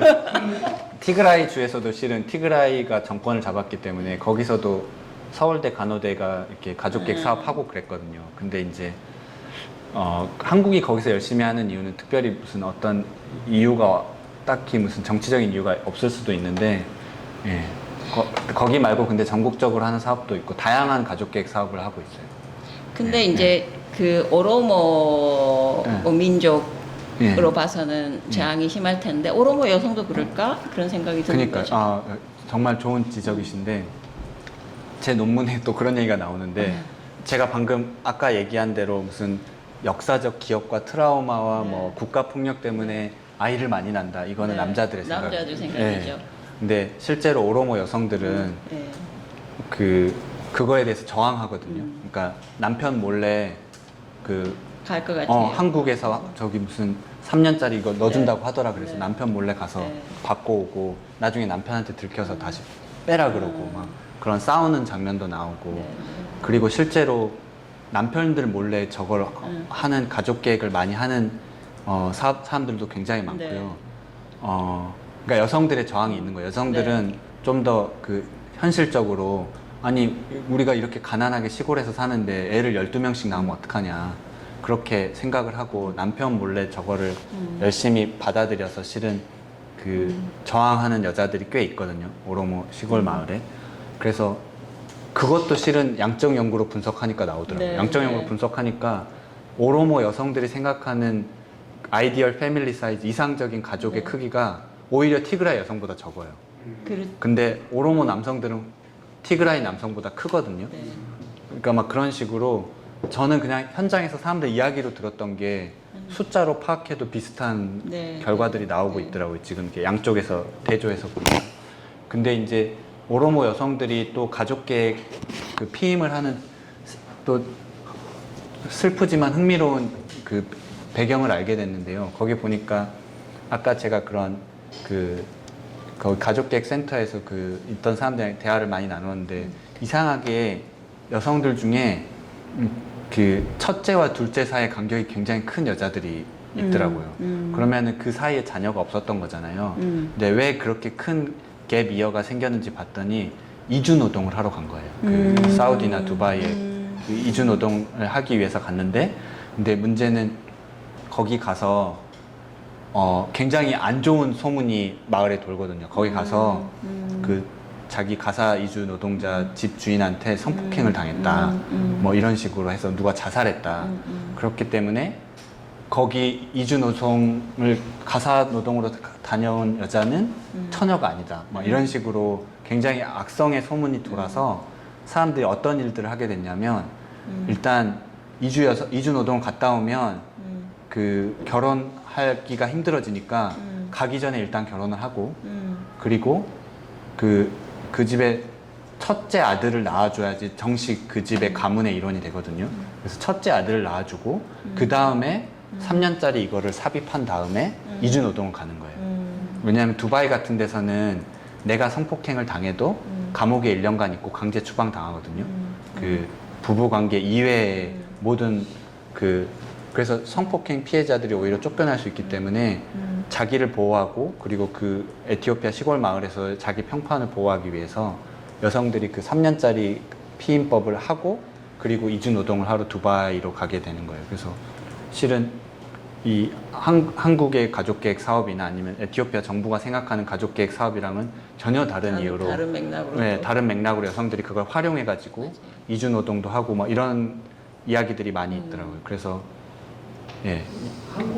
저도 전에 이렇게 한국 네. 가족계획 사업에 대해서 이렇게 의견을 이렇게 쓴 적이 있었는데 근데 그걸 쭉 하면서 보니까 한국의 경우에도 이 가족계획 사업이라는 것을 두고서 국가와 여성들의 이 동맹 이런 것들이 형성이 되더라고요. 왜냐하면은 일단은 여성들의 협조가 여긴 절대적으로 필요하기 때문에 그리고 한국 같은 경우는 가령 이렇게 호주제 그 이전에는 이렇게 민법이나 이런 데서 여성들이 법적 권리가 굉장히 낮았고 그래서 그 애를 낳는다 딸이나 여성들이 지금 낮았기 때문에 나중에 가서 이렇게 법적으로 이렇게 여성들이 남성들하고 법적으로 동등한 민법상의 지위를 갖게 되는 것도 다 가족계획 사업하고 관련이 되어 있었고 그 다음에 이제 이 가족 여성 애를 출산할 것인가 말 것인가의 실질적인 생물학적인 조치에 대해서는 능력은 여성들이 갖고 있기 때문에 그렇죠. 이런 것들이 여성들의 지위를 굉장히 이렇게 상승시키더라고요. 그래서 이제 그래서 이제 어떤 페미니스트 여성학자도 그렇게 썼더라고. 이렇게 국가와 여성들의 이 동맹 이런 것들이 거기서 이렇게 굉장히 이렇게 중요한 적이었고, 그 다음에 이게 조금 더 그래서 여권이 신장되는데 가족 사업이 굉장히 아이러니하게도 국가의 의도랑은 상관없이 이런 일들이 일어나고. 그 다음에 이게 쭉 진행되면 사실은 이제 거기서 핵심이 피임인데 피임이라는 건 생식과 무관한 섹스를 생식과 무관한 거 행위로 바꾸는 거잖아요. 그 말은 이제 그렇게 이 생식심리적 사고로부터 섹스를 이렇게 탄력토화 시켜가지고 이렇게 탄력토화 시키게 되더라고. 그렇게 나중에 가면 이런 게 사람들이 성적인 분방함 이런 것들에 굉장히 중요한 배경이 되는 것 같더라고요. 그래서 사실 이제 가족적인 구성력이 굉장히 약화되게 되는 뭐 이런 역할을 하더라고. 그래서 원래 그때 유엔에서 유엔에서 원래 가족계획 사업을 이제 권했던 거잖아요. 근데 성공한 나라가 몇 안 되는데 한국이 이제 거의 가장 성공적인 케이스가 됐던 거고. 근데 이제 그 경제 개발 속도하고 그거하고 쭉 나란히 가면서 하여튼 성적인 관계의 변화 이런 것에 굉장히 중요한 영향을 미쳤더라고요. 근데 여기도 그래서 저는 아까 이제 이 오로모에서 실질적으로 출산이 낮아졌는지 어쩐지 이런 것들이 거기서 출산율이라고 하는 게 민족 관계라든지 이런 것만 갖고 통제되는 게 아니고 당연히 여성들이 거기서 중요한 결정권자이기 때문에 그리고 여성들의 지위가 그렇게 낮다고 한다 그러면 거꾸로 그런 사업이 진행되면 여성들의 지위는 올라갈 가능성이 크지 않을까 싶거든요. 그러니까 그런 아주 그렇게 아주 그렇게 이 서로 같은 민족 안에서도 젠더적인 이해관계가 이렇게 서로 상충되거나 이렇게 엇갈리는 이런 지점들이 꼭 있을 것 같아가지고서 굉장히 재밌을 것 같은데 결과가 어떤 식으로 진행될지 그게 막 예상이 잘 안 돼요. 어떤 식으로 그냥 변수 하나로 딱 낮아졌다 높아졌다 이렇게 될 것 같지 않아가지고 복잡한 역학관계가 그렇죠. 그래서 네, 질문.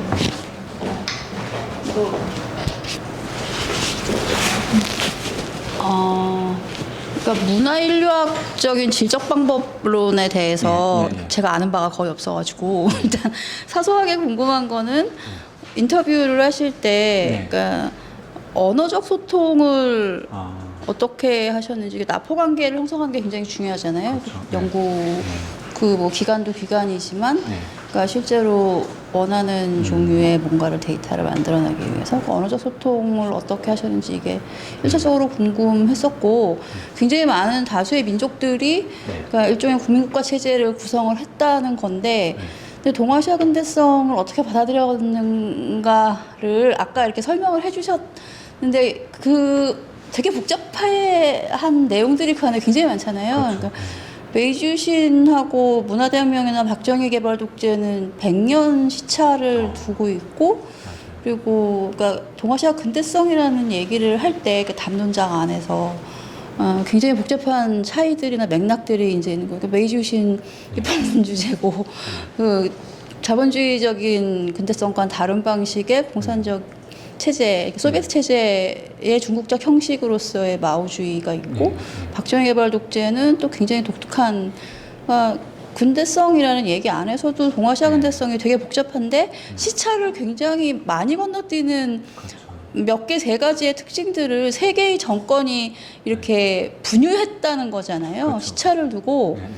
네, 그게 실제로 에티오피아라는 나라가 국민국가를 형성하는데 어떤 성격으로 작용을 했을까? 그러니까 지금은 이렇게 특정한 마을 하나의 내용을 가지고 말씀을 하신 건데, 그러니까 이게 이제 국가 차원의 문제, 근대성이라는 거는 실제로 그냥 쉽게 말하면 국민국가를 어떻게 만들 건가의 문제였고, 언어적 통일을 어떻게 할 수 있을까, 어떻게 국민들을 만들 수 있을까를 제도화시켰던 게 사실은 근대성의 핵심이었던 건데 그 문제를 어떻게 처리했을까 이게 되게 궁금한 거예요. 그러니까 민족들이 워낙 많고 저 나라도 표준어가 있을 거고 중앙정부가 있을 거고 통치 관리하는 체제가 있을 텐데 이제 그 중에서 일부로서 그러니까 국민들의 신체를 실제로 그러니까 특정한 방식으로 훈육하고 뭐 관리하고 조절하고 하는 것에 하나로서 산하 제한을 들여왔다. 뭐 이제 이렇게 이해를 할 수 있는 건데 그거 말고도 이제 대단히 많은 점들이 이제 있을 거잖아요. 그러니까 언어적인 것들을 어떻게 중앙정부에서 통치 관리했을까. 그리고 여성의 문제 같은 경우에도 사실은 그러니까 국민국가 문제랑 같이 연결해서 보면 그러니까 산하 제한은 특정한 제도를 들여가서 거기서 이제 실천했던 양상은 굉장히 흥미로운 특징적인 양상인 건데 그러니까 지금 그러니까 취업률이 그러니까 저 나라에 결혼한 기혼 여성들이 밖에 나가서 돈을 벌어오는 숫자가 몇 %나 되는지 모르겠지만 사실은 그러니까 근대 국가를 만들 때 여성들의 역할이라는 거는 밖에 나가서 돈을 벌어오는 노동의 임무가 주어졌던 게 아니라 그러니까 가정 안에서 국가를 내면화시키는 역할을 국가적으로 실제로 이제 그게 동아시아 근대성 얘기할 때 굉장히 중요한 맥락 중에 하나거든요. 그러니까 어떻게 모국어를 내면화시킬 건가 이 세들한테 뭐 혹은 어떻게 뭐 국가에서 말하는 그 여러 가지 뭐 고급 하여튼 뭐 그 거대 담론들을 가정의 수준에서 자녀 교육을 통해서 내면할 건가 이런 문제들이 국가가 특히 이제 메이지 이후로 일본의 근대성 같은 거 보면 그런 얘기 되게 중요했던 거 저 지금 무책임하게 막 떠들고 있는 건데요. 한 읽은 지 오래돼서 근데 그런 맥락들이 되게 중요할 거여서 근데 이 안에는 이디오피아 안에는 굉장히 또 독특한 이제 저 민족 같은 경우에는 대단히 저항의식도 강하고 그러니까 중앙이 굉장히 중요하잖아요. 연구 그 뭐 기간도 기간이지만 네. 그러니까 실제로 원하는 종류의 뭔가를 데이터를 만들어내기 위해서 그 언어적 소통을 어떻게 하셨는지 이게 1차적으로 궁금했었고 굉장히 많은 다수의 민족들이 그러니까 일종의 국민국가 체제를 구성을 했다는 건데 근데 동아시아 근대성을 어떻게 받아들였는가를 아까 이렇게 설명을 해주셨는데 그 되게 복잡한 내용들이 그 안에 굉장히 많잖아요. 그러니까 메이주신하고 문화대혁명이나 박정희 개발 독재는 100년 시차를 두고 있고 그리고 그러니까 동아시아 근대성이라는 얘기를 할 때 그 담론장 안에서 굉장히 복잡한 차이들이나 맥락들이 이제 있는 거예요. 그러니까 메이주신 입헌군 주제고 그 자본주의적인 근대성과는 다른 방식의 공산적 체제, 소비에트 체제의 중국적 형식으로서의 마오주의가 있고 박정희 개발 독재는 또 굉장히 독특한 근대성이라는 얘기 안에서도 동아시아 근대성이 되게 복잡한데 시차를 굉장히 많이 건너뛰는 몇 개 세 가지의 특징들을 세 개의 정권이 이렇게 분유했다는 거잖아요. 시차를 두고.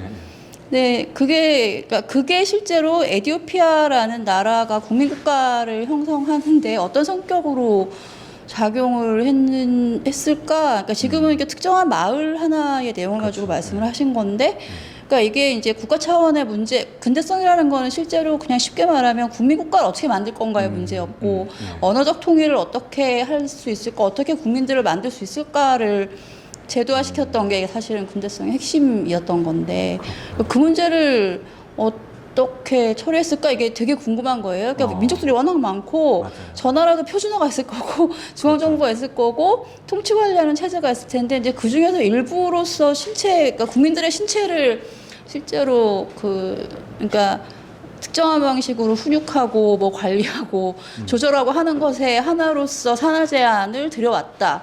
뭐 이제 이렇게 이해를 할 수 있는 건데 그거 말고도 이제 대단히 많은 점들이 이제 있을 거잖아요. 그러니까 언어적인 것들을 어떻게 중앙정부에서 통치 관리했을까. 그리고 여성의 문제 같은 경우에도 사실은 그러니까 국민국가 문제랑 같이 연결해서 보면 그러니까 산하 제한은 특정한 제도를 들여가서 거기서 이제 실천했던 양상은 굉장히 흥미로운 특징적인 양상인 건데 그러니까 지금 그러니까 취업률이 그러니까 저 나라에 결혼한 기혼 여성들이 밖에 나가서 돈을 벌어오는 숫자가 몇 퍼센트나 되는지 모르겠지만 사실은 그러니까 근대 국가를 만들 때 여성들의 역할이라는 거는 밖에 나가서 돈을 벌어오는 노동의 임무가 주어졌던 게 아니라 그러니까 가정 안에서 국가를 내면화시키는 역할을 국가적으로 실제로 이제 그게 동아시아 근대성 얘기할 때 굉장히 중요한 맥락 중에 하나거든요.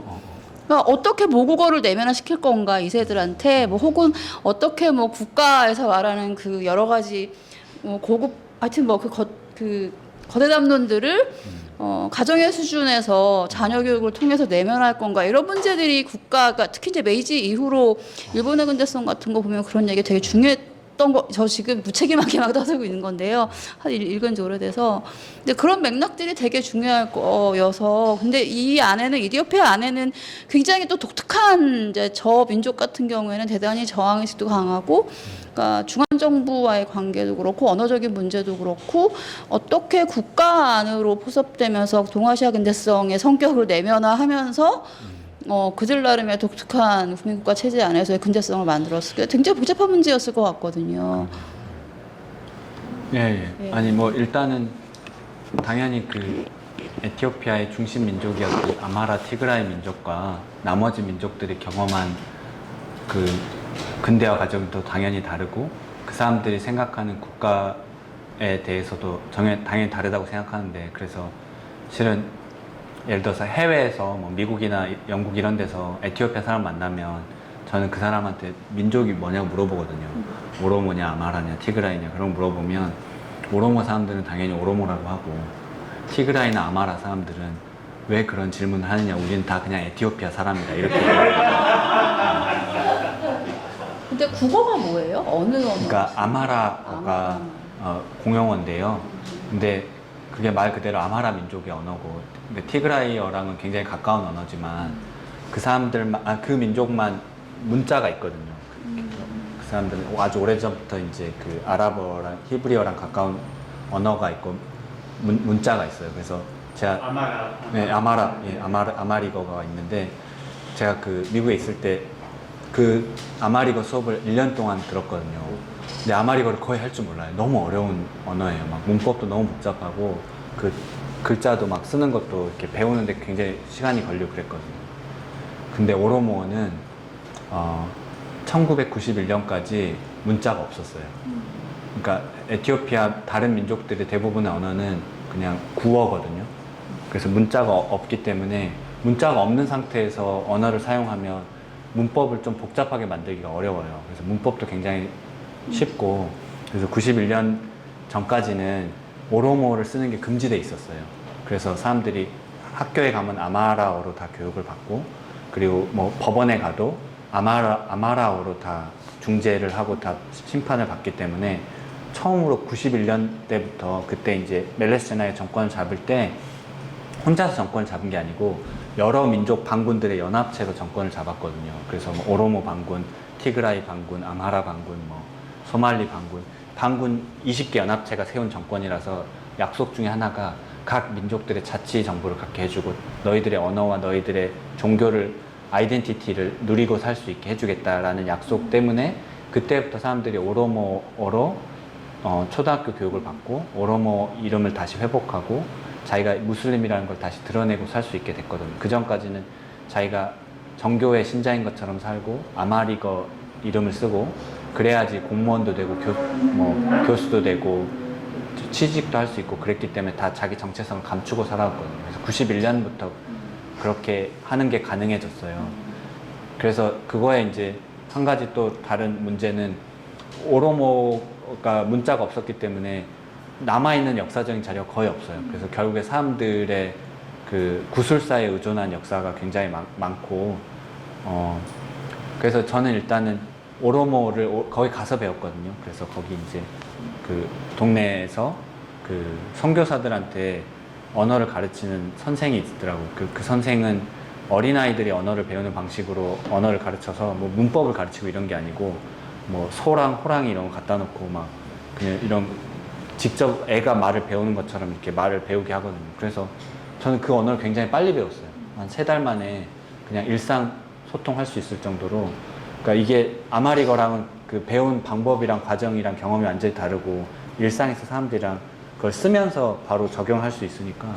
그래서 언어를 빨리 습득을 했는데 그게 실은 그 사람들이 보기에는 굉장히 기특한 거죠. 왜냐하면 자기들은 오로모를 뭐 쓰지 못하도록 탄압받는 사회에서 오랫동안 살았는데 그동안 외국에서 온 사람 중에 아마리거 몇 마디 한 사람 봤지만 오로모 쓰는 사람 처음 봤다는 거예요. 그래서 오로모를 써주는 거에 대해서 굉장히 그 사람들이 일단 감동을 받았고, 근데 이게 실은 아프리카를 연구하는 인류학자들이 그 가서 현지 언어를 배우는 게 정말로 현지 언어로 연구를 할 수 있을 정도로 유창하게 된 사람 거의 없고요.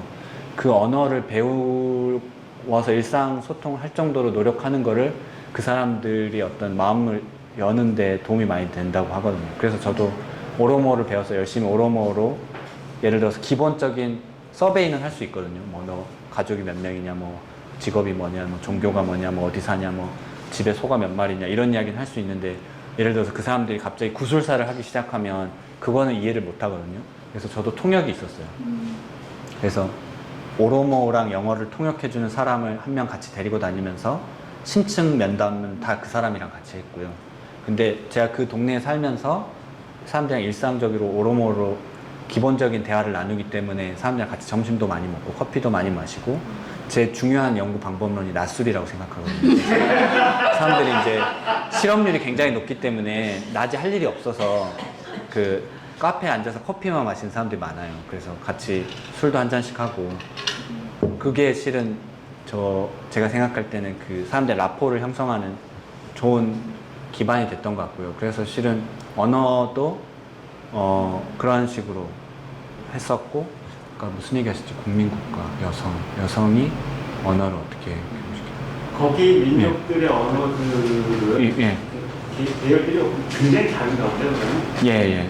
그 그러니까 에티오피아가 우리 인류가 처음 시작된 곳이라고 믿어지잖아요. 그래서 그만큼 민족도 다양하고 언어도 출발점이 다 다르고 이 오로모 사람들은 지금의 케냐 북쪽에서 올라온 유목민이라고 생각하거든요. 그리고 티그라이 아마라 사람들은 저 북쪽에서 내려왔고 뭐 그래서 실은 뭐 얼굴 생김새부터 뭐 오랫동안 섞여 살아서 실은 헷갈릴 수는 있지만 뭐 사람들 뭐 외향이나 언어나 문화가 굉장히 다양한 것 같아요. 그래서 실은 하나의 국민국가를 이루기가 굉장히 어려운 나라죠, 처음부터. 지금도 그럼 하나의 국민이다 이런 느낌이 별로 없나 보죠. 예, 예. 그래서 실은 이 아비 아흐메드가 굉장히 그 논쟁적인 인물인 게 이 사람이 그 멜레스 제나위가 그동안 각 민족들한테 자치를 허용하는 척 하면서 각 민족들의 엘리트를 이용해서 간접 통치했거든요. 그래서 사람들이 우리나라 지역 갈등 조장하는 것처럼 민족 간의 갈등 문제가 모든 사회 문제의 원천인 것처럼 착각하고 살게 했어요. 그래서 그 각각의 민족 엘리트들 몇 명한테만 파이들을 좀 나눠주면 그 사람들이 자기들 티그라이 정당에 복무하는 그 약간 허수아비 정당처럼 나라를 운영했었거든요. 근데 그게 오히려 사람들의 민족 의식을 고취시키고 사람들 정체성 정치를 시작하게 하면서 그게 더 갈등을 격화시키는 원인이 됐는데 이제 아비 아흐메드는 다시 민족 얘기를 없애자고 하고 있어요. 그냥 우리 국가 번영만 이야기하고 민족 얘기를 없애자고 하면서 지금 또 티그라이만 죽이고 있긴 한데 그러면서 기존의 그 멜레스 제나위가 민족 정당을 중심으로 이렇게 허수아비 정당 몇 개 세워서 세워놓은 처제를 뒤집으려고 하니까 지금 아비 아흐메드에 대한 테러가 몇 번 있었는데 그 테러를 일으킨 사람들은 오로모 민족주의자들이거든요. 그러니까 오로모 민족주의자들은 완전한 독립, 분리를 원하는데 아비는 또 그게 아니라는 거예요. 아무튼 그런 식으로 에티오피아 정치가 좀 복잡하게 돌아가고 있어요. 그러니까 국민국가의 문제가 계속 있는 거예요. 예. 그러니까 문자 언어를 가지고 있지 않은 문화권에 예. 속해 있는 사람들은 대체로 그래도 어쨌든 자신들의 문화를 예. 누리고 전수하고 이런 아. 일들이 필요하기 때문에 그렇죠. 예. 그러니까 대체로 구술 문화에 맞아요. 속해 있는 사람들은 그러니까 자신들의 삶, 사건들, 이른바 역사라고 하는 것들을 구술의 형태로 남기잖아요. 그러니까 그렇죠. 구전의 맞아요. 형태로 민담이든 그렇죠. 노래의 맞아요. 형태든 네. 뭐 그런 식으로 기억하다가 그 기억들이 나중에 특정한 문자를 만들 수 있거나 뭐 네. 들어왔을 때 그걸 기록하는 방식으로 네. 그걸 이제 역사화하는 과정이고 그게 그야말로 이제 역사가 만들어지는 과정이기도 하는데 그 계셨던 마을에서 네. 그런 종류의 이야기들을 그렇죠. 기억하는 방식들 이런 네. 것들을 좀 접하신 게 있는지. 예, 당연히 이제 네. 사람들이 뭐 그런 오로모 사람들의 그 기원 설화에 대한 이야기 많이 하거든요. 자기들 이제 구전으로 내려온 뭐 그 옛날에 뭐 와카라는 그 세상을 창조한 신이 있었는데 약간 범신론적인 신이거든요. 그래서 자연에 다 존재하는 그런 신이 세상을 창조했고 그리고 그 신의 그 중요한 개념 중에 하나는 무개입주의거든요. 그래서 자연주의. 그래서 뭔가 세상에 개입하지 않고 알아서 그냥 뭐 자연과 그 영혼의 원리에 따라서 그게 세상이 통치되게 하고 근데 이제 거기서 나온 자기 오로모 선조들 뿌리부터 쭉 사람들이 족보를 읊거든요. 기록은 없지만 뭐 누가 누구의 첫째 아들이고 누가 누구의 둘째 아들이고 셋째 아들인데 거기서 우리 가문의 뿌리가 나왔고 뭐 그런 식으로 구전되는 것들이 있고요. 그리고 실은 이거는 제가 연구한 건 아닌데 다른 이제 문화인류학자들이 오로모 연구한 분들이 그 여성들의 구전 설화와 그리고 여성들의 독특한 풍습에 대해서 연구한 사람들이 많이 있고 노래도 있고 막 그런데요. 이게 아주 가부장적인 사회이기 때문에 실은 그 남자들이 여자를 매질할 수 있는 사회였어요. 근데 그 매질을 유일하게 당하지 않을 수 있는 게 임신했을 때만 매질을 안 당하는데 뭐 남자 아이를 낳으면 뭐 출산하고 나서 3달 동안 매질을 안 맞을 수 있고 딸을 출산하면 뭐 매질을 1달만 못 받고 뭐 아무튼 뭐 이런 식의 굉장히 말도 안 되는 그런 불평등이 있는 사회인데 여성들이 또 저항할 수 있는 수단이 있거든요. 그 안에서. 그러니까 여성들끼리 그 공동체로적으로 어떤 남자의 그 가정 폭력에 대해서 문제시할 수 있는 그런 풍습도 있고 그 사람들이 같이 뭐 막대기 들고 가서 이렇게 그 한 사람의 그 남자에 대해서 이렇게 손가락질하고 그 여자를 보호할 수 있는 뭐 방법도 있고 뭐 그런 의례도 있고 그리고 맞아 그 뭐 납치혼도 있고 무슨 그런 남성 중심적인 혼례도 많지만 그 결혼을 못한 여성이 그 마을에 가서 자기가 원하는 집을 선택해서 이 집의 남자랑 결혼하게 해달라고 그 요구하는 그런 의뢰도 있거든요. 뭐 아무튼 그런 식으로 약간 이 남성 중심적인 사회 안에서도 여성들의 저항과 그런 의뢰와 노래에 대해서 연구하는 사람도 있었어요.